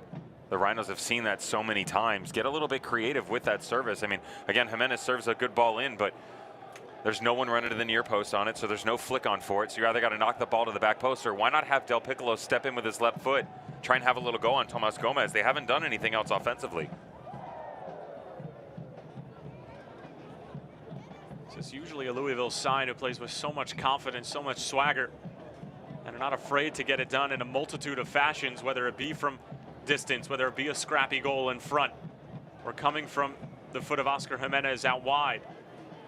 But this Rochester club, and as Bob Lilly has drilled into his players' mind, have just been so organized defensively as Ombi almost gets through Gomez off of his line, and he needed to be sharp there. Yeah, very impressive goalkeeping by Tomas Gomez, showing you why he's the goalkeeper of the year. Coming off his line, seeing that through ball played in, Ombi thought he picked the pocket of the Rhinos, but again, good goalkeeping by Gomez. Forbes back for Groff. Numbers on the near left-hand side for Rochester. Raymond Lee working on Tosh. Gets the delivery off. Paco Craig meets it. James was lining it up at Del Piccolo. Able to get there first. Louisville looking to operate with pace on the other end. Through for Ombi. Ombi in some space on the right-hand side. Ombi into the box. Spencer arriving late as well was Jimenez. Still a chance for Louisville. Del Piccolo. Clever pass for Kay. Back for Williams, and he just pulls it wide. Probably the best move we've seen from Louisville on the counter all evening, but once again, it comes to nothing. Well, and I said they needed to be more direct to have success, and that's about as direct as you can get. Ownby has done very well here in the second half. Nice ball played into the channel. Good ball played across. Unfortunately, could not find the head of Luke Spencer, but good recovery from Louisville and Del Piccolo to regain possession and get a shot off. Speedy Williams needs to put it on target, but that's what you want to see out of Louisville. When you go forward, not necessarily showing your hand to the Rhinos, but go with pace and go with intent, because that back line got stifled there, and they didn't exactly know what was going on. I think the buzzword in there, Devin, was the pace in which Louisville was operating with. It was the quickest we've seen them transition from defense to offense, as Forbes looking to get on the end of this one. And it did travel out of bounds, so it'll be a goal kick for Ranjitsingh. And I think that the pace is so important against a team like Rochester because they closed you down quickly. But if you're able to break that initial pressure, there's going to be space elsewhere on the field. 100%. And that goes back to what we talked about at the beginning of the first half, where the spacing, although high from the Rhinos in the defensive third and causing Louisville to play out of the back, they weren't exactly pressing a boatload. They weren't giving a boatload effort. They just played high. And we just need Louisville to make one little change here or there and push and try and get around that first defender and see them coming out of back there. There's that one tackle. When they go forward, they gain numbers because of it, and they were much more threatening. Francois forgot the ball for a moment, trying to dig it out. Mark Anthony Kay committing the foul. Louisville can't believe it. And it'll be another free kick for Rochester, about 30 yards away from goal on a tight angle on the far right side. Good work from the Haitian Cristiano Francois. We thought he lost it for a brief moment, but was able to dig it back out. James O'Connor having a conversation with Victor Rivas as well. Rivas not having any of it. And for the most part, we've had a very clean called match from Victor Rivas and his crew. They've done a good job of just letting the boys play and letting things continue. You hate when there's so many unnecessary whistles, and we haven't seen that here this evening. As you're going to see Forbes on the right side of the pitch get an opportunity to whip another good ball in, and watch for Ranjitsingh to keep an eye on him, because as these balls have been floated, almost a sky-like ball played to the back post, he's kind of been indecisive in his decision-making back there.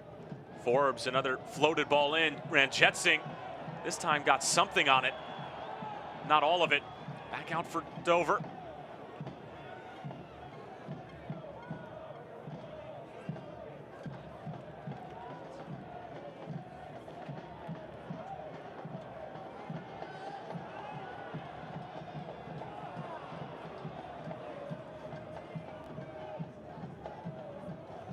And there was some more indecision from Ranjetsing. Again, like you said, Tyler, able to come out and punch a little bit, but if you're a keeper and you're going to come off your line, you better come and get both hands on that ball, or if you're going to punch, come with a boatload of force and get that ball out. Instead, he punches it right down the middle, gives the Rhinos another opportunity to regain possession, and that's what we've seen consistently from Louisville.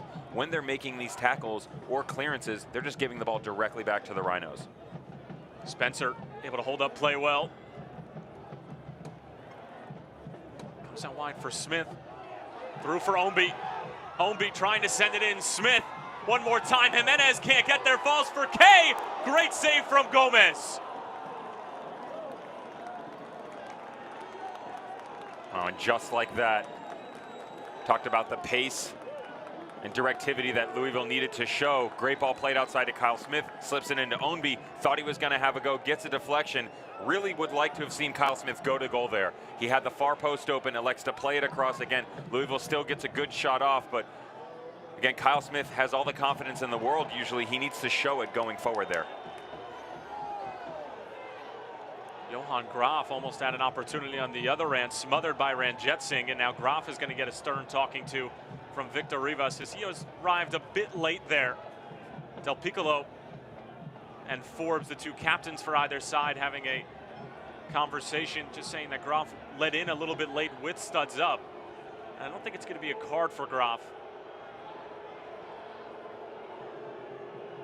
Saw the long ball played in by Raymond Lee, and talked about Graf and that big body trying to get in, and yeah, it's difficult when you reach the edge of the box like that, and Ranjetsing coming out, Graf just trying to reach his foot out a little bit, get a little stretch and a little poke in behind the goalkeeper, but you got to be careful when you're doing that because the referee's going to reward the goalkeeper almost every time. This portion of tonight's broadcast is presented by official partner Sullivan University. Past the hour mark here at Slugger Field, still no score. Ranjetsing able to clear it away.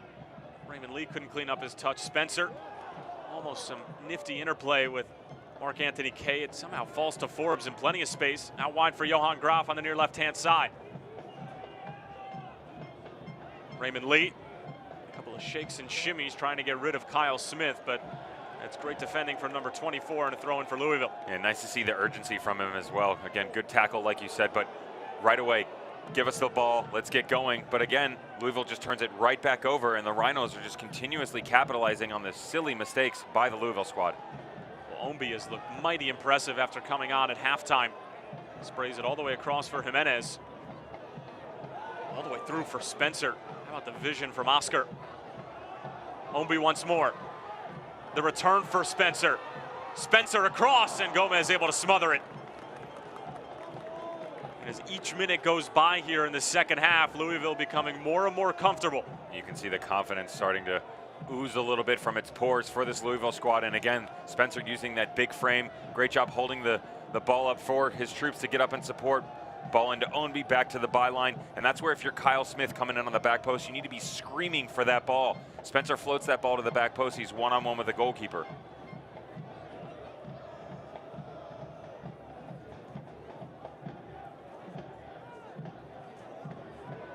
Williams. Mark Anthony Kay has his pass deflected. Cristiano Francois picks up the loose pieces. However, met by Del Piccolo, and the assistant referee was waving his flag for a foul. And again, Del Piccolo very frustrated, as is the crowd here at Slugger Field. And that's some of the emotion coming into play as well, and frustration. Again, we're in the 65th minute, still 0-0, and the ebb and flow of this game starting to open up a little bit, and the emotions are going to continue to run wild as Del Piccolo continues to let Victor Rivas know that he's frustrated with his decision-making ability, but Del Piccolo just needs to pull back on the reins a little bit.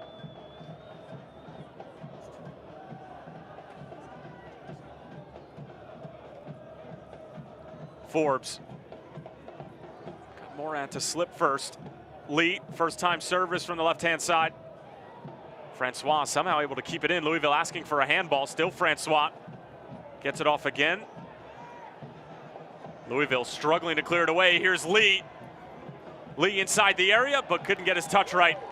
And it trickles out of bounds. Danger averted once again for Louisville, but they're having a difficult time dealing with this Rochester delivery. I mean, their inability to clear the ball in any way, shape, or form tonight is appalling. And that is something you learn from the basics, going back to when you're a child. And James O'Connor, I'm sure, is preaching that from the sideline, but they cannot continue to make these silly mistakes and expect to get away with it. Again, Louisville starting to step up a little bit and showing the offensive creativity that they're capable of, but defensively they need to be much more sound because they are letting Rochester stay in this game. Well, we're just getting word that New York Red Bulls 2 equalized.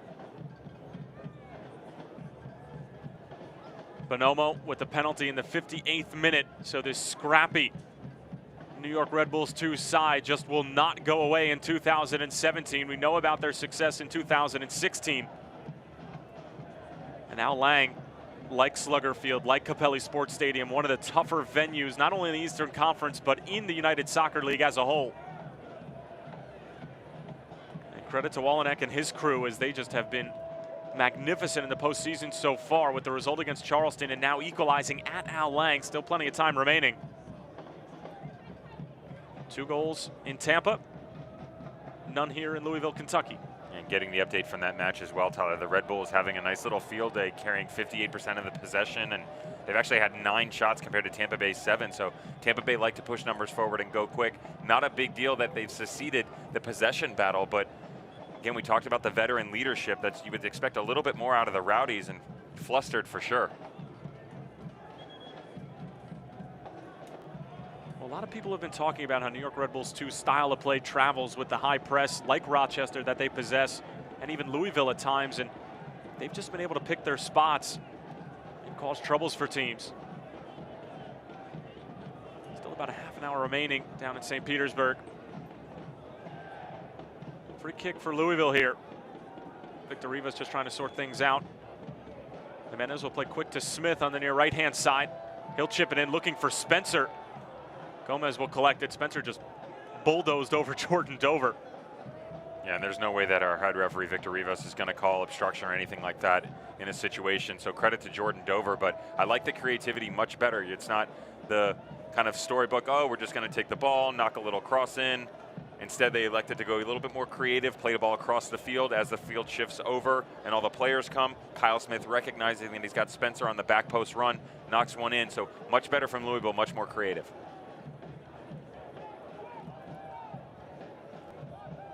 Certainly positive signs from James O'Connor and his coaching staff to be able to cook up a play like that, utilizing the size of Spencer, just trying to get him 1v1 like a dominant wide receiver, just trying to get him isolated out wide.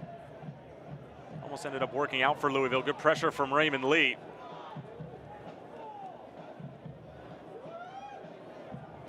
Cooper's trying to spur on their home side to a 3rd straight conference final appearance. We approach the 70-minute mark at Slugger Field. Still no score.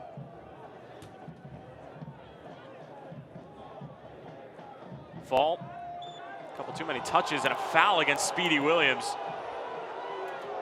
And not only does the crowd not agree, Devin, you don't seem to agree either. I just dropped my favorite pen. It's the first time tonight that I don't agree with Victor Rivas' decision whatsoever. I mean, Wallfall taking 3, 4, 5 touches in the middle of the field. Speedy Williams doing a good job holding his ground.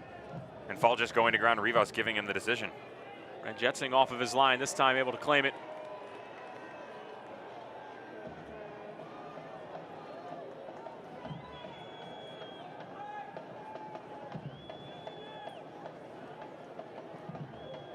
Well, if you're Rochester at this point, you've gotten to the 70th minute and it's 0-0, and normally you probably would have signed up for that, but they had a couple of blaring opportunities in the first half that they should have finished off. Here's Francois trying to create an opportunity of his own, and this time it was going to be a foul against Rochester. Victor Rivas electing to play on, and a good sliding challenge from Todd Pratzner. Yeah, and we spoke about it and just said, listen, with all the frustrations that mounted in the first half for Louisville, started to carry over at the beginning of the second half, but much better as of late. But going into the close of the first half, I said, hey, listen, through the poor performances, decision-making, this, that, and the other, it's still 0-0. Here's Omby sliding it across. Spencer with the touch. Gomez with the save. The fans asking for a foul.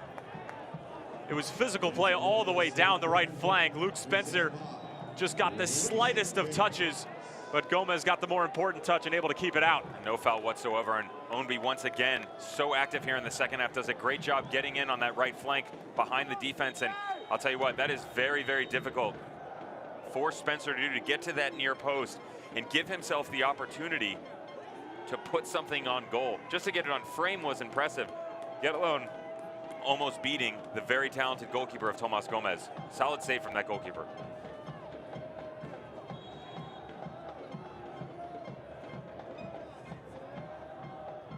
Corner comes in.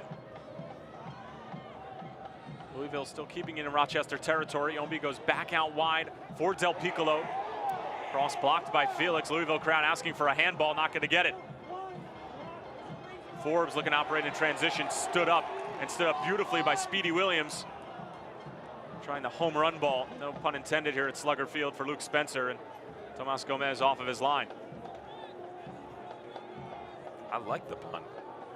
I thought it was a great little play on words, my friend. Yeah, but again, Speedy Williams said we didn't call him very much in the first half, but much better from his performance and efforts here in the second half.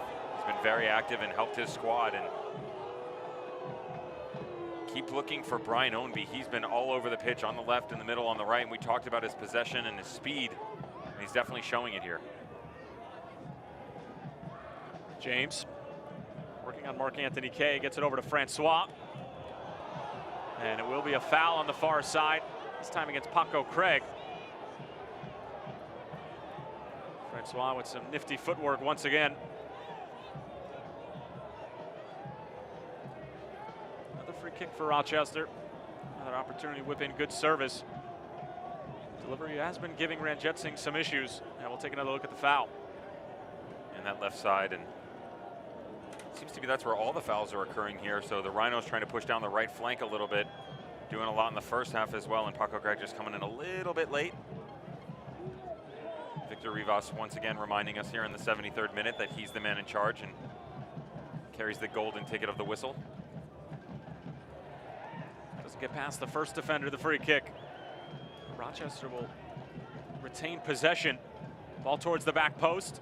Farrell trying to elevate. Williams helping it along. Mark Anthony Kay comes back with good intent in mind, but gives the ball right back to Rochester, while Fall trying to fight his way through. Still with possession is the German. Fall thought about it once. Goes out wide for Forbes. Forbes with a great first touch, shot blocked in front by Paco Craig. About Canardo, Forbes, and Wall Fall having their way in the midfield today. They've been very impressive for sure. Quieted down in the second, but much busier for sure overall than the midfield of the Louisville City squad. This is right at the spot where you'd like to see things continue to open up. Again, they're getting the ball and go forward, come switch play, come to the right side of the pitch, continue to move in and out of the spaces. Ownby with a good idea to perhaps flick it on for Spencer, but Tomas Gomez, as he's been all night, sharp off of his line, acting as that sweeper keeper for Rochester. And with the size that Louisville has up front, as the keeper, you do need to be alert for the entire 90 minutes. Oh, 100% for sure. Especially with all the changes that have been made tactically, and they've been able to keep the ball a little bit more, and Spencer holding the ball up. Again, I cannot give Brian Ownby enough praise for what he's done here for this squad in the second half and what he continues to do. Just thwarting the offensive efforts of the Rhinos and doing a great job going forward for sure. I don't think he's given a ball away yet. Farrell with a bit of an awkward header there. I know what Victor Rivas is going to call here. He's giving a little indirect for a high boot on Spencer there, and I don't agree with that. It's always tough when I was going to say when the player puts their head down, but he didn't even put his head down there. Yeah, didn't even put it down. That's why I say that's very difficult for Rivas to call that there. Maybe because it was giving a little bit of an advantage, if you will, to Louisville, and the Rhinos had just succeeded possession. So I guess from a decision-making standpoint, I could understand that. Still a soft call, though. Jimenez with a very important header and then gets taken down. Referee says play on. Goes out wide for Dover, linking up with Fall. But Fall couldn't clean up his first touch. And it's cleared away by Louisville, but all the way to Tomas Gomez. And again, Rochester will retain possession.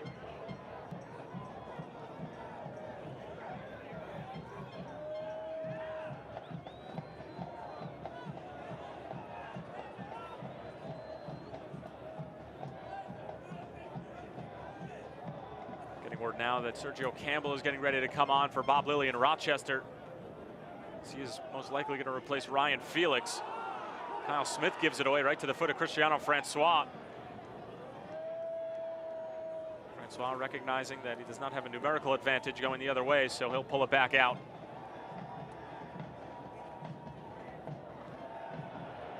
Forbes slips, almost falls to the feet of Groff, but good work from Omby once again. He's probably been the best player in the second half for Louis City.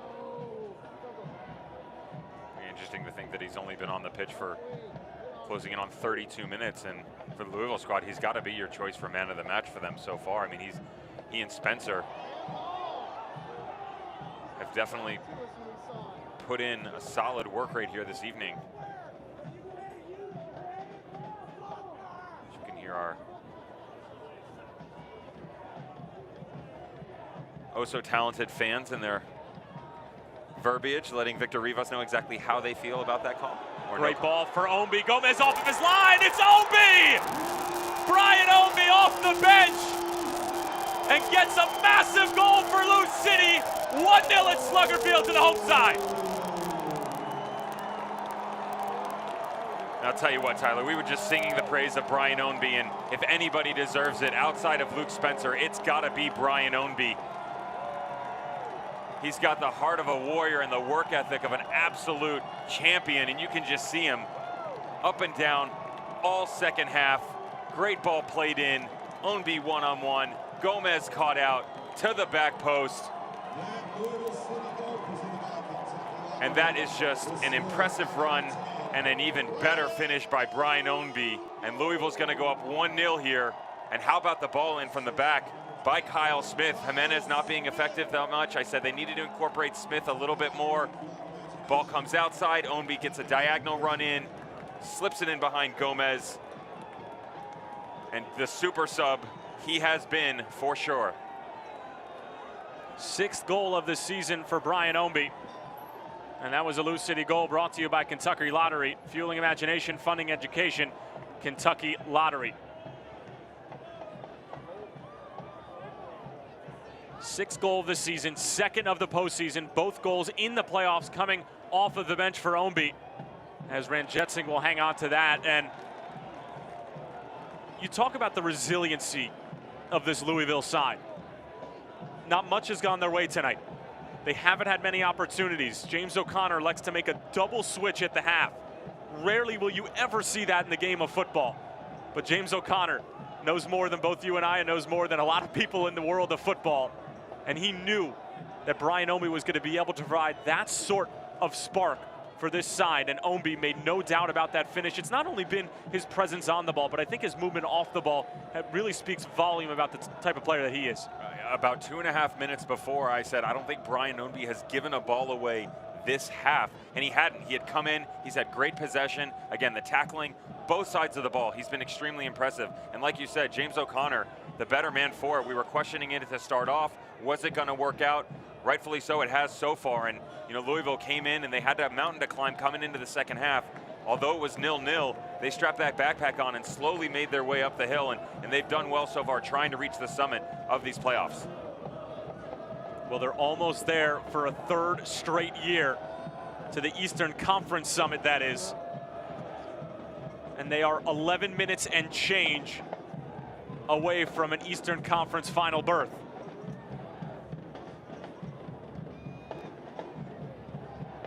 Now it's Rochester who need to answer the bell.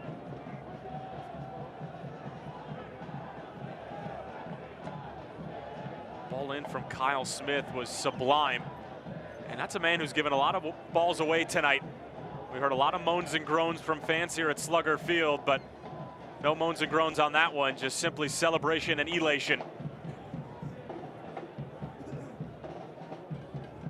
what, it shows the resilience of this squad and exactly how dig you have to deep sometimes. How deep you have to dig. Yeah, dig, deep, deep, dig. Either one, works for me. Potato, potato. Yeah, exactly. You knew what I was saying. I didn't, but I'm glad you clarified. But again, you're digging so deep, and credit to them, because it just shows the resilience and the hardened character of this squad, because even when things aren't growing your way and you can't get anything going offensively, you're tactically not sound, your goalkeeper's making questionable decisions, there's terrible spacing in the back line, and everything's going wrong, but you still have the ability to step up and continue to push forward and thwart the offense of the Rhinos that has been so prevalent all game long. And I'll tell you what, that's what champions are made of.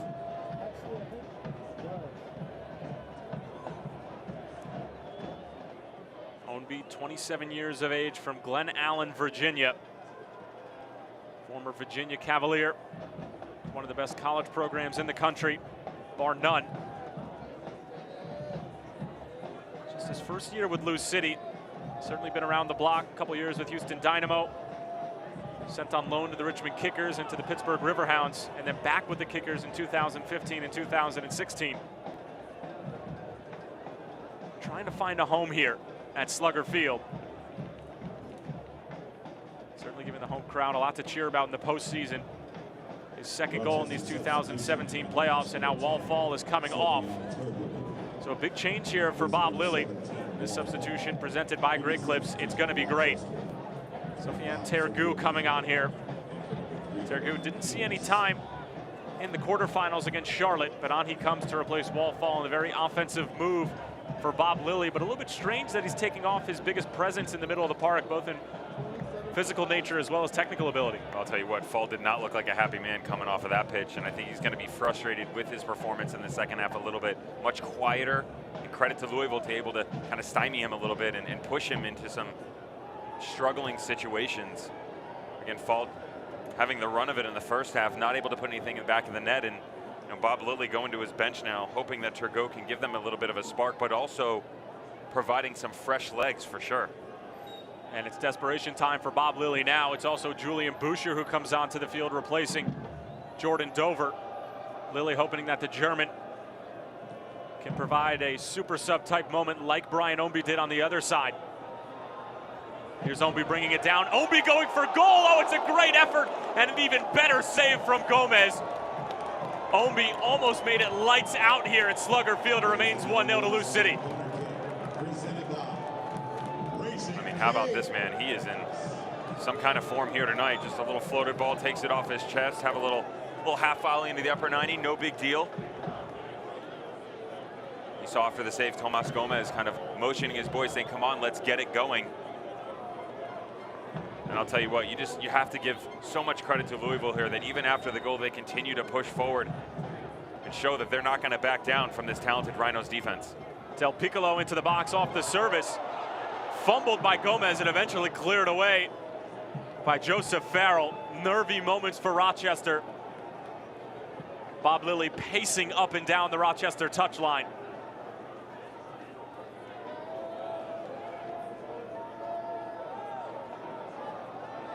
To avoid elimination in the conference semis for a second straight year is Bob Lilly.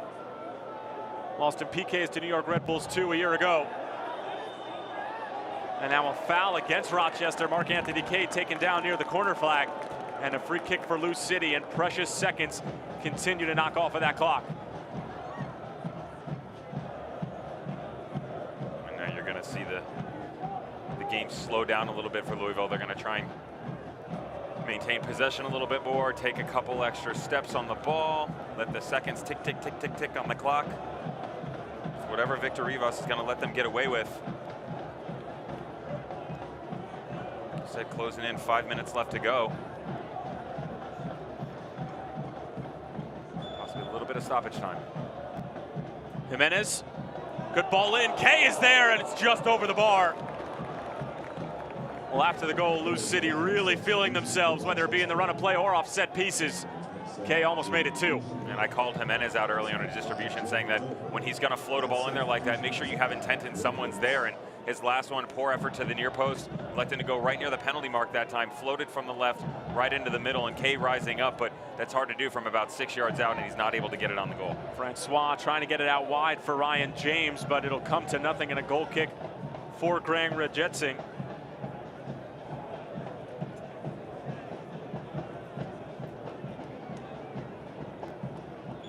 He's not in any hurry. No, and you just heard the whistle from Rivas telling him to pick up the pace a little bit. Ranjitsingh doesn't want to be the recipient of same color, heavy piece of parchment paper, if you will, that's in that referee's front pocket, mimicking Ranjitsingh's jersey color. Red card? Nah, you're colorblind, my friend.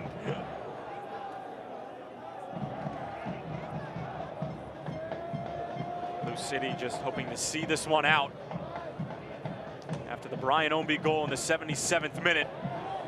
Hasn't been the prettiest of efforts from the #1 seed in the Eastern Conference, but come playoff time, Devin, you'll take the results any way that they can come. Oh, for sure. And again, I just said it goes back to the character and the resilience of this squad, and just saying we may be down, but we're not out. And regardless of everything that went on, kept that 0-0 tie and able to come out in the second half with the smart changes by James O'Connor. Got a few minutes left on their shift to get this job done, but very impressive in this entire second half, and I think you just have to give all the credit to James O'Connor and his changes and the hard work ethic by Brian Ownby. Forbes trying to win it back for Rochester. Louisville not letting off the gas here in the dying moments of the 90 minutes.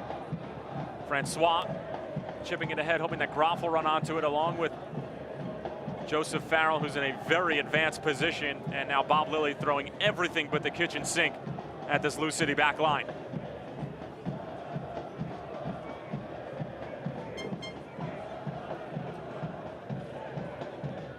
Morad nods it away. Ownby dispossessed, and it is going to be a foul against Tergu. Thought Ownby got caught for a moment, but bailed out by the referee. About Ownby and just all of his efforts here this evening, showing you once again what he's got left in his tank, and just working back, helping the boys out, and good defending to win the ball back. Tries to go forward, Tergu steps in, overuses his body, and he can be bewildered all he wants, but that was definitely a foul.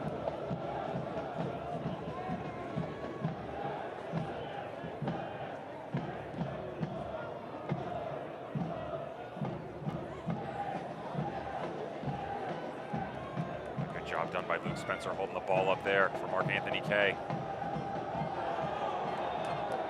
Tackle coming in from James. It's going to be another foul against Rochester. This time the free kick coming in Rhino territory. Bob Lilly having a conversation with Victor Rivas from the touchline. Ryan James just came flying in there, and again, head ref Rivas just having a few words, and Bernardo Ford saying, hey, he stepped in, he won the ball, but I don't think he did. At first glance, it kind of looked like James just threw his entire body at it, and obviously Louisville being awarded a free kick here in the closing moments of the game.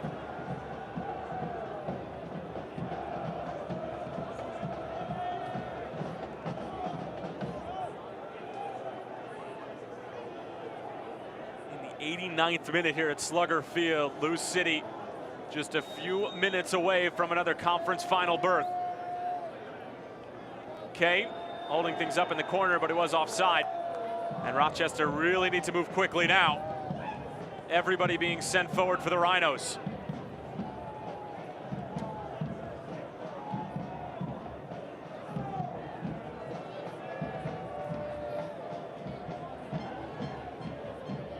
Boucher brings it down beautifully. Del Piccolo trying to clear it. Bernardo Forbes in there strongly. Forbes into the box, through for Groff. Groff shooting, it takes a deflection, and Ranjitsingh able to make the save.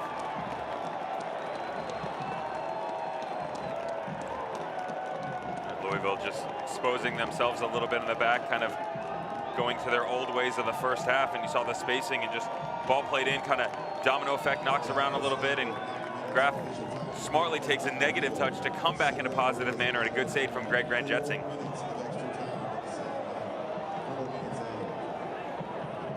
going to have 4 minutes of extra time added on. Plenty of time for Rochester to be able to get a game winner. 4 minutes for Lou City to hang on and move on to the next round. Another poor clearance from Greg Ranjetsing. This guy's got to realize there's only a few minutes left on the clock. Just tighten everything up and dig deep with everything that you have. Remove the emotion and just remember all of your hard work and training. James gets the delivery off. There's the flick on header. It hit 2 different Rochester Rhinos heads. Last one coming off of Johan Graf. As we enter the 92nd minute, and now a yellow card being issued to Greg Ranjetsing. And rightfully so, going all the way around the goal, taking the scenic route.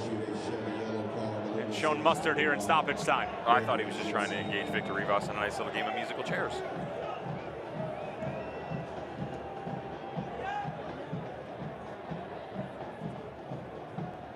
Tosh stepping forward, pinballing around, now sent forward. Luke Spencer giving chase.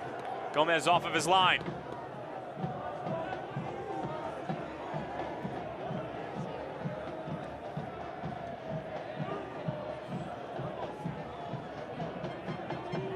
Homby just trying to win it for Lou City. It does travel over the line. Rochester desperately trying to find this equalizer. James shows a bit too much of that first touch, somehow gets it back. Farrell trying to find the foot of Graf. Campbell out wide for Cristiano Francois on the far right flank. Francois into the box, nodded away by Del Piccolo. Less than 2 minutes for Lou City to hang on. Luke Spencer through for Omby. Campbell and Omby. It's through for Kay. Kay, it's saved by Gomez.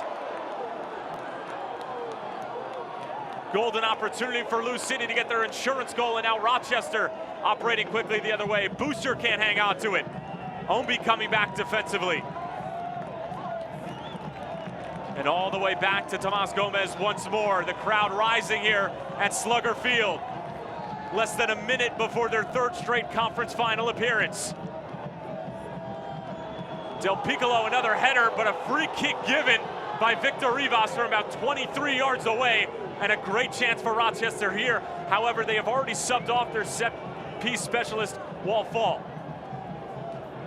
Yeah, but watch for Bernardo Forbes to step up here. He's definitely going to want to jump on the ball, and we saw Julian, number 27, floating around as well. He wanted to get in on the act, and again, you said that the set-piece specialist is off. But Forbes, no stranger to the task at hand either. This is probably going to be their last effort they're going to get.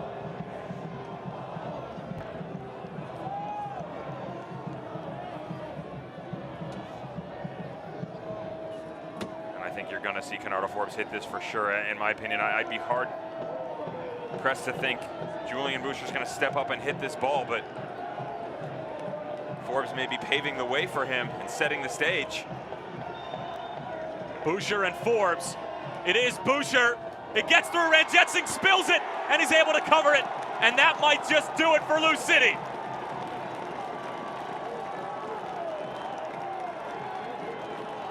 I can imagine a lot of hearts skipped a beat here at Slugger Field and even at home, as Greg Ranjetsing did not handle that cleanly.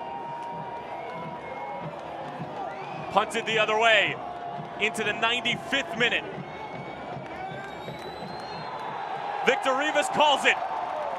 Louisville City, for the 3rd straight year, are headed to the conference finals. Brian Omby with his 2nd goal of the postseason off of the bench, and is the hero here at Slugger Field on this occasion. 77th minute goal for the Virginia native, and Louisville City will move on once again and host the winner of Tampa Bay and New York Red Bulls 2. That game about to conclude as well. But what a terrific night for Louisville City. It wasn't pretty by any means, but they grind out a result here at home. Devin Kerr, your thoughts? Yeah, scintillating stuff from both squads, and just a well-fought match by both teams. Obviously, Louisville getting the best of it, and I think they deserve it. Rochester not able to take down their chances in the first half. Louisville battling back in the second. We talked about climbing that mountain. They continue to push their men and numbers forward. gaining that goal by that man right there, Brian Ownby. Credit to James O'Connor and the tactical changes he made at halftime, and Louisville moving on to the Eastern Conference Finals. Land the plane. Louisville City are on to the next round, and it's a third straight Eastern Conference Final appearance. We'll be back with postgame in just a few moments.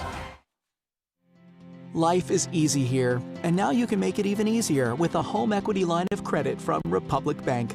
Even if your mortgage isn't with us, you can get a below-prime 2.99% APR 6-month introductory fixed interest rate with an ongoing variable rate thereafter and no closing costs. Pay off higher loan rates, manage unexpected expenses, or make a home improvement or two.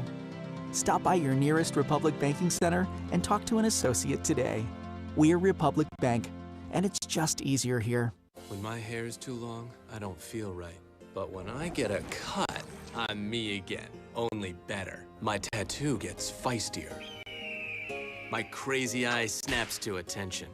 I become my own Wi-Fi hotspot. I just downloaded the entire internet. And trust falls? They don't even scare me anymore. That pomade really broke my fall. Get in, get out, back to greatness. Download the online check-in app.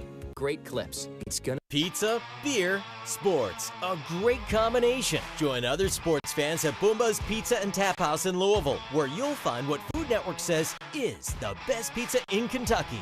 Incredible game day and social hour specials starting at just $2. With an award-winning menu and one of City's best local craft beer lists. Just one bite, and we know you'll love it so much, you'll come back time and time again at Boomba's Pizza and Tap House, your social sports destination.